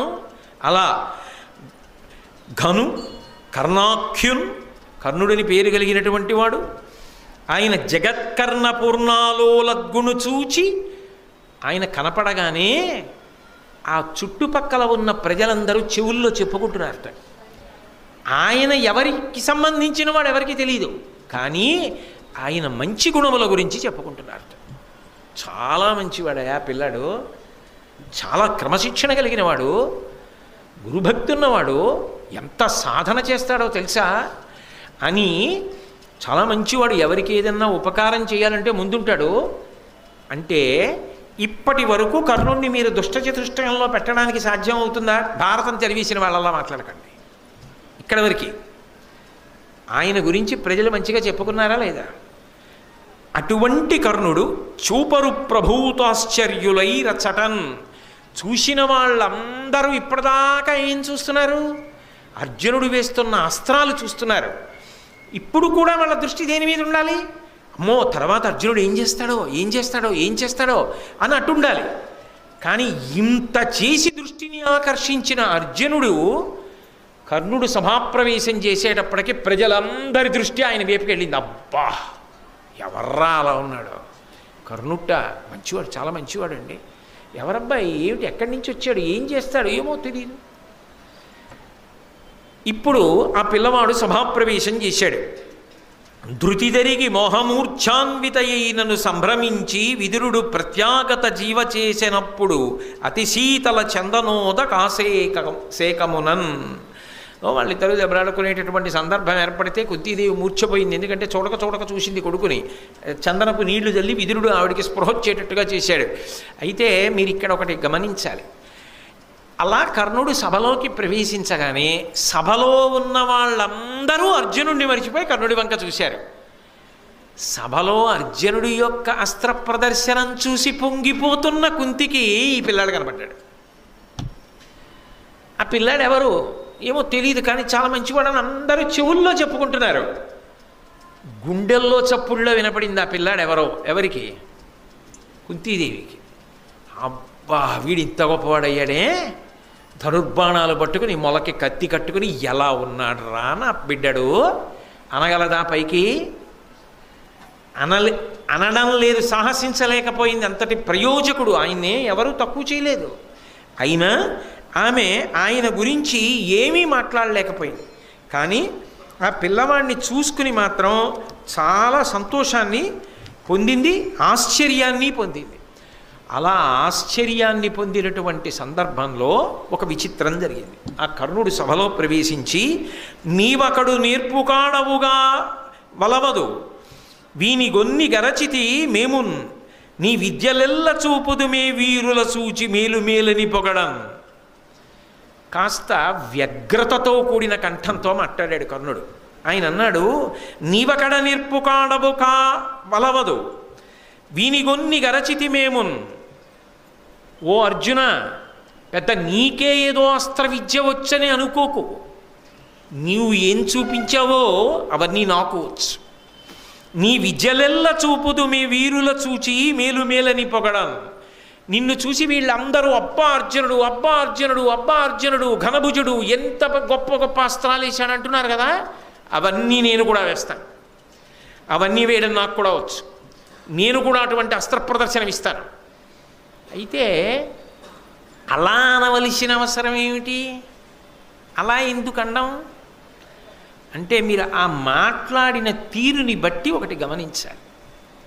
అక్కడ ఏమైందంటే, దీని నేపథ్యాన్ని మీరు కొంచెం జాగ్రత్తగా పరిశీలనం చేస్తే అర్జునుడికి అవకాశం ఇచ్చినట్టే కర్ణుణ్ణి కూడా పిలిచి సభలో, ఈయన కర్ణుడు, ఈయన కూడా గొప్పగా అస్త్రములను ప్రదర్శిస్తాడు, ఈయన ఫలానా వారి బిడ్డడు, ఈయన ఇలా విద్య నేర్చుకున్నాడు, ఇప్పుడు ఆ పిల్లవాడు చూపించేటటువంటి అస్త్ర విద్యా ప్రదర్శనం చూడండి అనేవాళ్ళుంటే కర్ణుడి జీవితం ఇంకొకలా ఉండేది.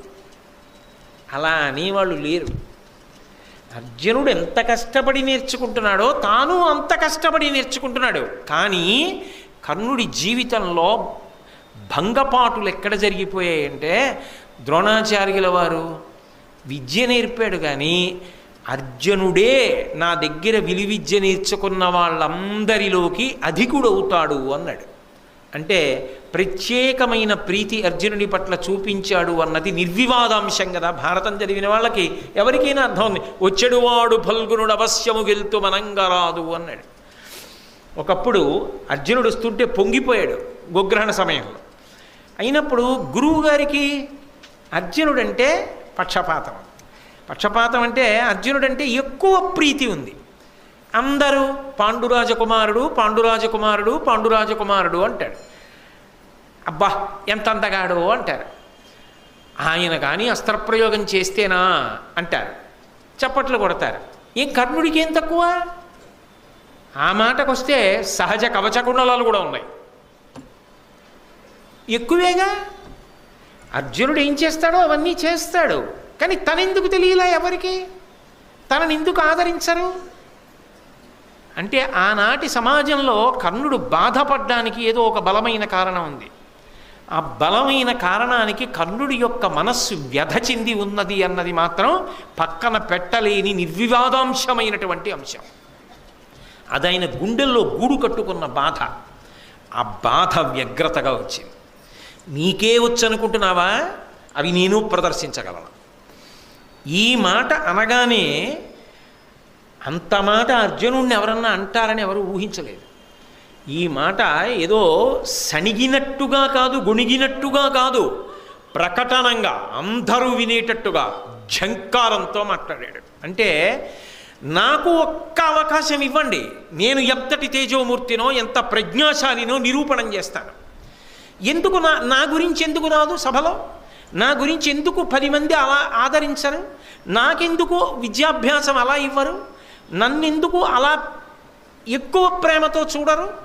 ఎక్కడో ఆయన మనసులో ఏదో ఆక్రోశం ఉంది.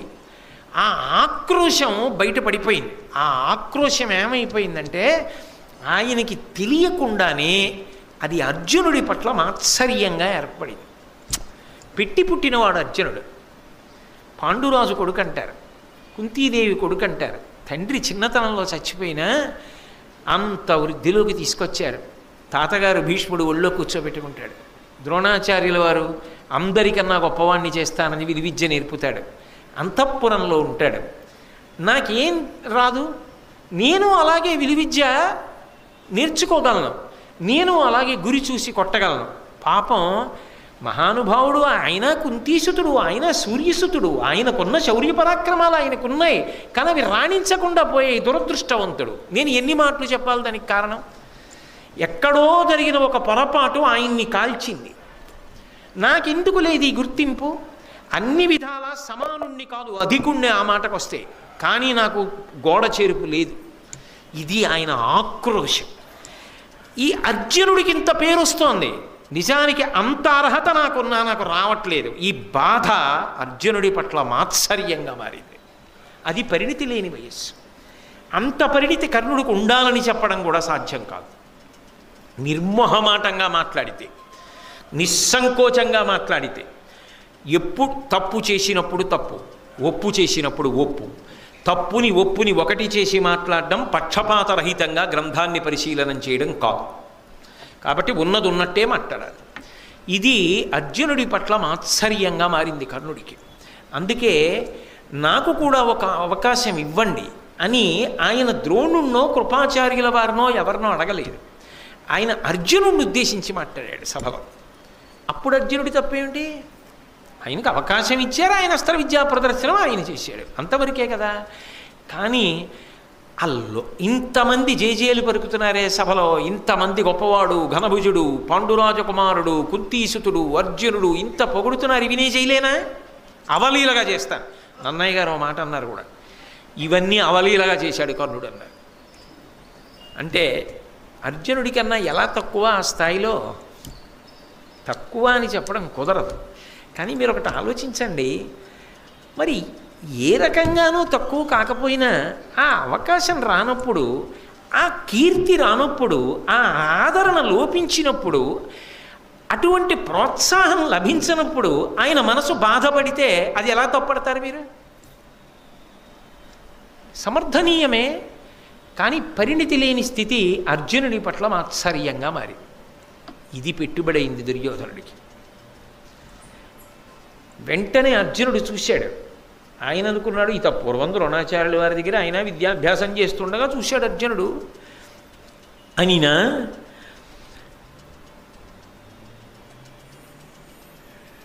సూర్యతనయు పలుకులు జనులకు విస్మయము, సవ్యసాచికి కోపంబును సిగ్గును, మరి దుర్యోధనునకు ప్రీతియును చేసే తక్షణ మాత్రమునన్. ఇక్కడ పెద్ద మలుపు తిరిగిపోయింది భారతం. ఎప్పుడైతే కర్ణుడు వచ్చి ఈ మాట అన్నాడో, అని అనగానే అది అనిన ఇనతనయు పలుకులు, ఇనుడు అంటే సూర్యుడు, సూర్యుని యొక్క కుమారుడైనటువంటి కర్ణుడి పలుకులు. ఎందుకని ఆయన సూర్యపుత్రుడేగా. శౌర్యము, ఆ పరాక్రమము అవన్నీ తేజోంశ సంభవములు. మహానుభావుడు నిజంగా ఆయన దురదృష్టం కప్పేసింది ఆయన. కాబట్టి ఆ జనులకు విస్మయము, అందరూ ఆశ్చర్యపోయారు. ఉత్తిరే డంబాలేదు అందామంటే అలాగే కనపడుతున్నాడు, నిజంగా అలా నిలబడగలిగిన వాళ్ళ కనపడుతున్నాడు. అందుకని జనులకు ఆశ్చర్యం వేసింది. అదేమిటి మరి ఇంత తేజోమూర్తి అయితే అసలు ఇతని గురించి లోకంలో అంతా ఆ పేరు ఎందుకు బయటికి రాలేదు? కాబట్టి జనులకు విస్మయము, సవ్యసాచికి కోపంబు సిగ్గు. అర్జునుడికి అందరూ నన్ను పొగుడుతూ నేనేదో ఇంత గొప్పవాడిని అనుకునే సమయానికి ఈయన వచ్చి ఇలా అనేటప్పటికీ నా పరువు పోయింది కదా, కోపం. ఆయన ఇవన్నీ ప్రయోగిస్తే ఇంకా నా గొప్ప ఏమిటి? సిగ్గు. అంటే నీతో సమానుడు ఇంకొకడు ఉండగా, లేదా నీకన్నా అధికుడే ఉండగా నీకు ఇంత కీర్తి లోకం ఇవ్వడం అంగీకరించవలసిన విషయం కాదు. కానీ అర్జునుడు కోరి తెచ్చుకున్నది కాదు. ఆయన అస్త్ర విద్యా ప్రదర్శనం చేశాడంతే. మాత్సర్యంగా కర్ణుడు ఎందు మారిపోయింది. ఆ పరిస్థితులు అటువంటివి. దానికి కర్ణుడిని తప్పు పట్టడానికి కూడా లేదు. కాబట్టి మరి దుర్యోధనునికి ప్రీతియును చేసే తక్షణ మాత్రం దుర్యోధనుడికి మాత్రం గొప్ప సంతోషం వేసింది. ఎందుకని? భక్తి అయిపోయింది స్థానం. అసలు ఇంకా కర్ణుడు బాణం వేయలేదు. ఇన్నాళ్ళకి అర్జునుణ్ణి ఎదిరించి నిలబడి ఇవి నే చేయలేనేమిట్రా అనేవాడు వచ్చాడ్రా, విలాంటి వాడొకడు దొరుకుతాడా అని కదా చూస్తున్నా. భీష్మద్రోణులు ఉన్నా నాకు నమ్మకం లేదు. ఇప్పుడు దొరికాడు నాకు. ఆ దుర్యోధనుడి మనసు పొంగిపోయింది. ఇప్పుడు ఆ కర్ణుడు జారిపోకుండా పట్టేసుకోవాలి దుర్యోధనుడు. పట్టేసుకున్నాడు అనుకోండి, కర్ణుడు దుర్యోధనుడి వైపు వెళ్ళిపోయాడు అనుకోండి, పాపం ఆయన జీవితం అపకీర్తి వైపుకి వెళ్ళిపోతుంది. ఎన్ని గుణములు ఉన్నవాడంతా, ఎంత శౌర్యం ఉన్నవాడైనా పాము పుట్ట చేరిపోయింది పొదలోకి. దుర్యోధనుడు సంతోషాన్ని పొందాడు. ఆయన కర్మ ఏమిటంటే అలా బారిపడకుండా ఆయన్ని కాపాడి రక్షించి ఆయనకి మంచి మాటలు చెప్పి ఇది ఇటు అది అటు అని చెప్పడానికి తల్లి సభలో ఉన్నా చెప్పదు, మా అబ్బాయిని చెప్పదు, ఒరే నాన్న నువ్వు నా కొడుకువిరా, అటు వెళ్ళడం ఏమిటిరా బంగారు తండ్రి, ధర్మరాజు కన్నా పెద్దవాడివిరా అని ఆవిడ అందో. ఆవిడికి ఎప్పుడూ లోకభీతి. పొరపాటు చేసినప్పుడు పొరపాటు అయిపోయింది. అన్నీ తెలుసున్నవాడు ఆకాశంలో వెలుగుతున్నాడు, ఆయన చెప్పడు. లోకగతి అలాగే ఉంటుంది. పొరపాటు వరకే, తర్వాత ఎవరిదారి వాళ్ళదే. ఆయన చెప్పడు. తనంత తాను తెలుసుకోగలిగినంత పరిణితి కర్ణుడికి ఉందని ఆ వయసులో నిర్ధారణ చేయడం సాధ్యం కాదు. ఆయన ఒక క్లిష్టమైనటువంటి సన్నివేశంలో ఇరుక్కునున్నాడు ఇప్పుడు. దాన్ని నన్నయ్య గారు ఎంత అద్భుతంగా వర్ణించారో చూడండి, భావ ప్రకటనంతో వర్ణించారు.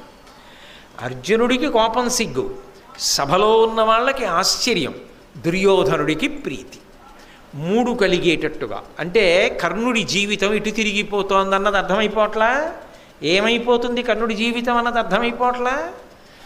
కాబట్టి అర్జునుణ్ణి ద్రోణాచార్యుల వారు అన్నారు, తప్పకుండా అది గురు హృదయం. నువ్వు నీ సమర్థతను వెల్లడి చేసుకోవడానికి, నీకున్న అస్త్ర విద్యా ప్రదర్శన నువ్వు చేయడానికి అభ్యంతరమే ఉంటుంది, చక్కగా చేయొచ్చు అని కర్ణుణ్ణి చూసి నువ్వు అస్త్ర విద్యనంతటినీ కూడా ప్రదర్శించవచ్చు అనగానే దుర్యోధనుడు లేచాడు. తమ్ముళ్లతో కలిసి గబగబా కర్ణుడి దగ్గరికి వచ్చాడు. ముందు కర్ణుణ్ణి గట్టిగా కౌగిలించుకున్నాడు. జారిపోకూడదు, తాను ముందు ఆయన్ని తన వైపుకి తెచ్చేసుకోవాలి. ఇంకా వేశాడా బాణం? వేయలేదు, అక్కర్లేదు, నమ్మకం వచ్చేసింది. ఎందుకని? అసలు ఆ రూపే చెప్పేసింది, ఆ ధైర్యం చెప్పేసింది, ఆ ఊపు చెప్పేసింది. చేసేస్తాడు, లేకపోతే ఇంతమంది మధ్యలో ఇలా మాట్లాడలేడు. ఇంకాసేపు అయితే ఏమవుతుందో, అలా అవ్వకుండానే నేను నా వైపుకి తిప్పేసుకోవాలి, అందుకే లేచి వచ్చి కౌగిలించేసుకున్నాడు.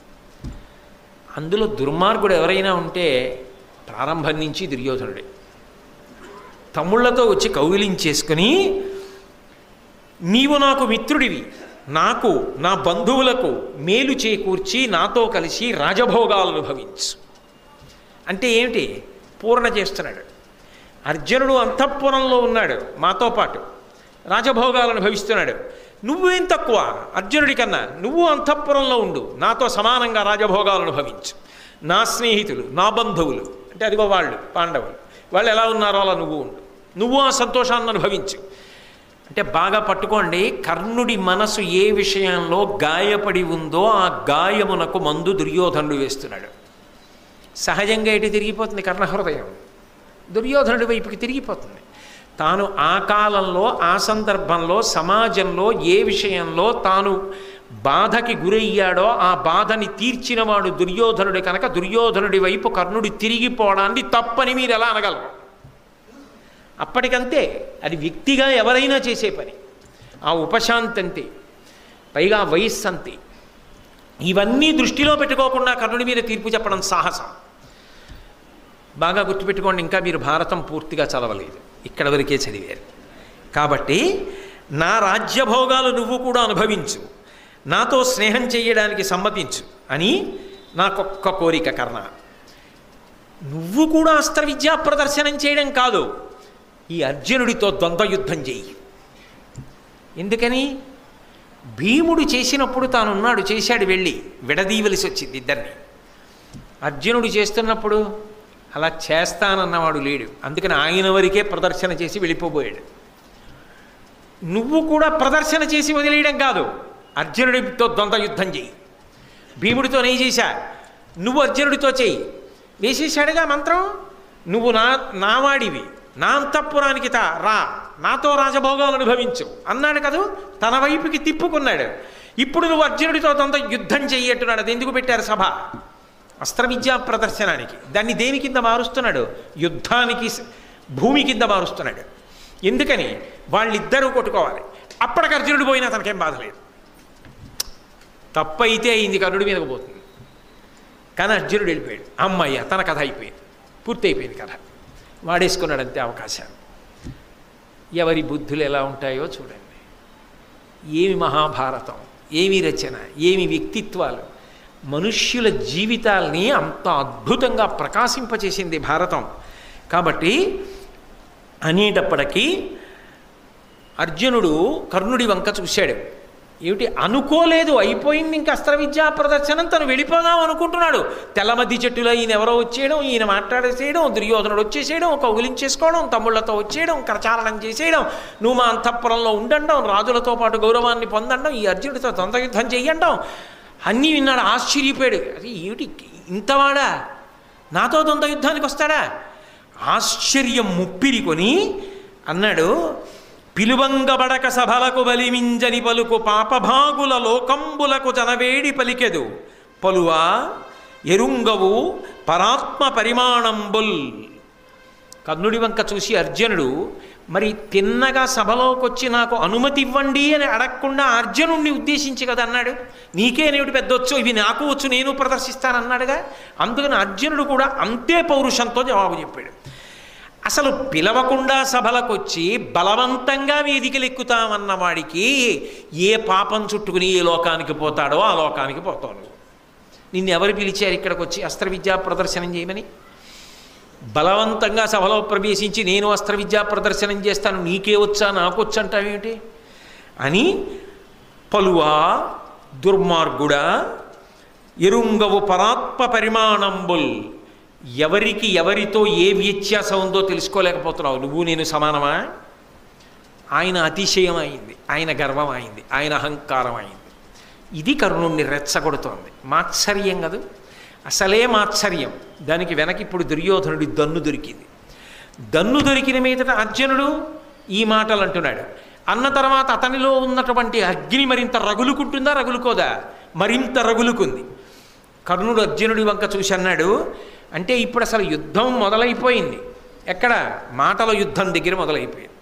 కుమారాస్త్ర విద్యా ప్రదర్శనం కాస్త భీమదుర్యోధనుల మధ్య యుద్ధభూమి అయింది. అనుకోని రీతిలో కర్ణార్జునుల మధ్య యుద్ధభూమి అయిపోతుంది. అలా వాడు ఉన్నాడు వస్తాడని అర్జునుడు కూడా అనుకోలేదు, ఎవరూ అనుకోలేదు. ఆ మాటకు వస్తే కర్ణుడు అన్నాడు, అయిన విని పార్థునకు ఇట్లనియే ఇనాత్మజుడు దుర్బలాశ్వేసాక్షేప నిబంధమ్ములు పలుకక ఘన నిశితాస్త్రముల పలుకు గడుగుమునాతో. అర్జున, ఈ ధర్మాలు నిన్నెవడు పిలిచాడు? నువ్వెక్కడి నుంచి వచ్చావు? నువ్వు ఎలా యుద్ధం చేస్తావు? తారతమ్యాలు తెలియవా? నేనెంతటి వాడినో తెలిసే వస్తున్నావా? ఇవన్నీ పిరికి పందలైన వాళ్ళు, బలహీనులైన వాళ్ళు ఉంటారు, వాళ్ళ దగ్గర చెప్పా మాటలు. చెప్తే నీ మాటలు విని బాబోయ్ నిజంగా అంత వాళ్ళ ఉంది, మనం వెడితే ఏమైపోతామేమోనని వెళ్ళిపోతారేమో. నాతో మాటలు కాదు, బాణాలు ఇష్మ యుద్ధానికి రా. అంతేకాని ఈ మాటలన్నీ ఎందుకు? ఇన్ని మాటలు అక్కర్లేదు, బాణాలి నేను వేస్తాను, తెలిసిపోతుంది ఎవరో. దానికి మాటలు ఎందుకయా? ఇప్పుడు అర్జునుణ్ణి కర్ణుడు రెచ్చగొట్టాడు. రెచ్చగొట్టి ఇక్కడికి ఎలా వచ్చావు? ఇక్కడ అస్త్ర విద్యా ప్రదర్శనం చేయడానికి నీకేమీ ఆహ్వానం లేదుగా. సభలో బలవంతంగా ప్రవేశించి ఎలా నువ్వు మాట్లాడదాం అనుకుంటున్నావు అన్నావు కదూ. ఈ రంగభూమి అస్త్ర విశారదులకు వారికెల్లా సామాన్యముగా కారయ వీరికి జొరనగు వీరికి కాదను విచార విషయము కలదే. ఈ సభ పేరేమిటి? కుమారాస్త్ర విద్యా ప్రదర్శనము. ద్రోణాచార్యుల వారి దగ్గర విద్యాభ్యాసం చేసినటువంటి పిల్లలు ఎవరున్నారో వాళ్ళు నేర్చుకున్నవి ప్రదర్శించడానికి ఏర్పాటు చేయబడిన రంగస్థలం. నేను ఆయన దగ్గరే నేర్చుకున్నాను. నువ్వెలా ఆయన దగ్గర నేర్చుకున్నవాడివి ప్రదర్శించావో, మిగిలిన వాళ్ళు ఎలా ప్రదర్శించారో అలా నేను కూడా ప్రదర్శిస్తాను. వీళ్ళే ప్రదర్శించాలి, వీళ్ళు ప్రదర్శించకూడదని నియమం ఉన్నదా? ఆయన కడుపులో ఉన్న ఆక్రోశాన్ని వెళ్ళగక్కాడు కర్ణుడు. ఆ కారణం చేతనే కదా వెనకబడిపోతున్నాడు, ఆ ఆదరణ లేక కలు బాధపడుతున్నాడు. దాన్ని ప్రశ్న చేశాడు. అందుకే సామాన్యముగా కారయ వీరికి జొరనగు వీరికి కాదను విచార విషయము కలదే. వీళ్ళే ప్రదర్శించాలి, ఇంకొకళ్ళు ప్రదర్శించకూడదని ఇక్కడ నియమం ఉన్నదా చెప్పు. ద్రోణుడి శిష్యులు, నువ్వు శిష్యుడివి, నేను శిష్యుడిని, అంతే, అంతవరకే. ఇతర విషయాలు అనవసరం. కాబట్టి నీకు ఆహ్వానం ఉందా? నువ్వు వచ్చి మాట్లాడతావు, ఇవన్నీ ఎందుకు? నీకు విలువిద్యుంది, ప్రదర్శించావు. నాకు విలువిద్యుంది, నేను ప్రదర్శిస్తాను. కాదు, ఇప్పుడు ఇక ద్వంద్వ యుద్ధమే. రా, నువ్వే, నేను బాణాలేస్తా, నువ్వా నేనా తేల్చుకుందాం.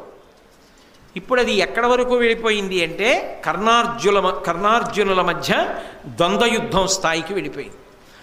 వెళ్ళిపోగానే అసలు అందరూ బాగానే ఉన్నారు. ఇదేమిటో ఆశ్చర్యకర పరిణామం. ఇదేమిటి ఇదంతా ఎంతసేపు? నేనంటే ఇంతసేపు చెప్పాను, కానీ అక్కడ చూసేవాళ్ళకి ఎంతసేపు అండి? ఇది 3 నిమిషాలు. ఇదేం ఆశ్చర్యకర సందర్భం! ఈ తెల్ల మద్ది చెట్టు అయినెవరు? ఆ యుద్ధం ఏమిటి? ఇంకా బాగా కర్ణుడు ఇంత గొప్పవాడు, ఇంత గొప్ప శౌర్యమున్నవాడు అని ఎవరికి తెలియదు. ఆయన్ని చూసేటప్పటికీ ముందు ఆయన రూపం ఆకర్షించింది. అబ్బా, ఎంత ఎత్తునున్నాడు రా మహానుభావుడు, ఎంత పరాక్రమంతో కనబడుతున్నాడు రా అన్నంతవరకే ఉంది.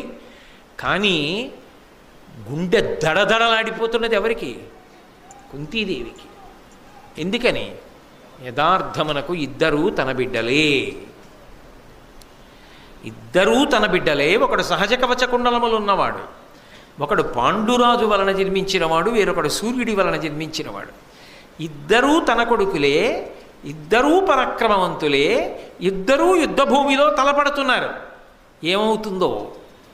అంతేకాదు, ఒకణ్ణి దుర్యోధనుడు తన వైపుకి లాక్కుంటున్నాడు. ఇది ఏ విపత్కర పరిణామానికి దారితీస్తుందో, ఏ పెద్ద యుద్ధానికి విత్తనం ఇక్కడ పడుతుందో ఈ కుమారాస్త్ర విద్యా ప్రదర్శనంలో చిట్ట చివరికి ఇది ఏ స్థాయికి వెళ్ళిపోతుందో. ఒకడి వలన 5గురా, 5గురిలో అర్జునుడి చేతిలోనో ఎవరి చేతిలోనో వీడా, ఆఖరికి 6గురిలో ఏ ఒకడు జారిపోయినా నాకు మాత్రం కొడుకు జారిపోయినట్లు కదా. అది ఆమె యొక్క బాధ. పైగా ధార్మికంగా పాండురాజు గారి వలన నేను కన్న సంతానం కదా, కన్యాగర్భం ఇప్పుడు వాళ్ళకి ఎదురొచ్చిందే, నేనా చెప్పలేకపోతున్నానే. వీళ్ళందరినీ కలిపి ఉంచితే అసలు వీళ్ళ వంక చూడగలిగిన వాళ్ళు. కర్ణుడు పాండవుల వైపుకి వచ్చేసాడు అనుకోండి, ఒక్క మాట కుద్ది చెప్పేసింది అనుకోండి, చెప్పేసి నాయనా నువ్వు అలా అనుకోవలసిన అవసరం లేదు, నువ్వు నా కుమారుడవు అందనుకోండి సభలో, ఏమో ఎలా ఉండేదో భారతం. అమ్మా అని వెళ్ళి కాళ్ళ మీద పడి, నాన్న తెలిసో తెలియకో ఇంతకాలం లోకనింద కోసం వెరిచాను, కన్యాగర్భం నా బిడ్డడివి, మీరు అలా కొట్టుకోవడానికి వీల్లేదు అని ఆమె కౌగిలించుకుందనుకోండి, కర్ణుడు ఒక్క బాణం కూడా అప్పటికి వేయలేదు. ఇంకా కర్ణుడు పాండవుల వైపుకి వెళ్ళిపోయాడు అనుకోండి, నడుస్తుందా భారతం? అసలు దుర్యోధనుడికి ఆశలు ఉంటాయా? అర్జునుడి గురించే బెంగెట్టుకుంటే కర్ణుడు కూడా చేరితే? దేవతల వ్యూహం ఒకటి ఉంటుంది కదా, ఆ సమయమునకు మాట్లాడవలసిన తల్లి మాట్లాడలేదు, ఎప్పుడూ మాట్లాడనట్టే. ఆ సమయమునకు మాట్లాడవలసిన వాడు మాట్లాడలేదు, ఎప్పుడూ మాట్లాడనట్టే. కథ వింత పుంతలు తొక్కుతోంది. కాబట్టి ఇప్పుడు ఏమవుతుంది? ఇంకొకటి అవ్వడానికి అవకాశం లేదు. ఇద్దరి మధ్య ద్వంద్వ యుద్ధంగా మారింది. ఇద్దరూ ఒకరి మీద ఒకరు బాణాలు వేసుకోవడం ప్రారంభం అవ్వాలి. అంత తొందర ఎందుకు? రేపు సాయంకాలం 7 గంటలకు కలుసుకున్నప్పుడు కథ ఎన్ని మలుపులు తిరుగుతుందో పరిశీలిద్దాం. మంగళాశాసన పరై మదాచార్య పురోగమై సర్వైశ్చ పూర్వైరాచార్యై సత్కృతాయాస్తు మంగళం. మంగళం కౌసలేంద్రాయ మహనీయ గుణాత్మనే చక్రవర్తి తనూజాయ సర్వభౌమాయ మంగళం. ఉమాకాంతాయ కాంతాయ కామితార్థప్రదాయినే శ్రీగిరీశాయ దేవాయ మలినాథాయ మంగళం. సర్వం శ్రీ ఉమామహేశ్వర పరబ్రహ్మార్పణమస్తు. స్వస్తి.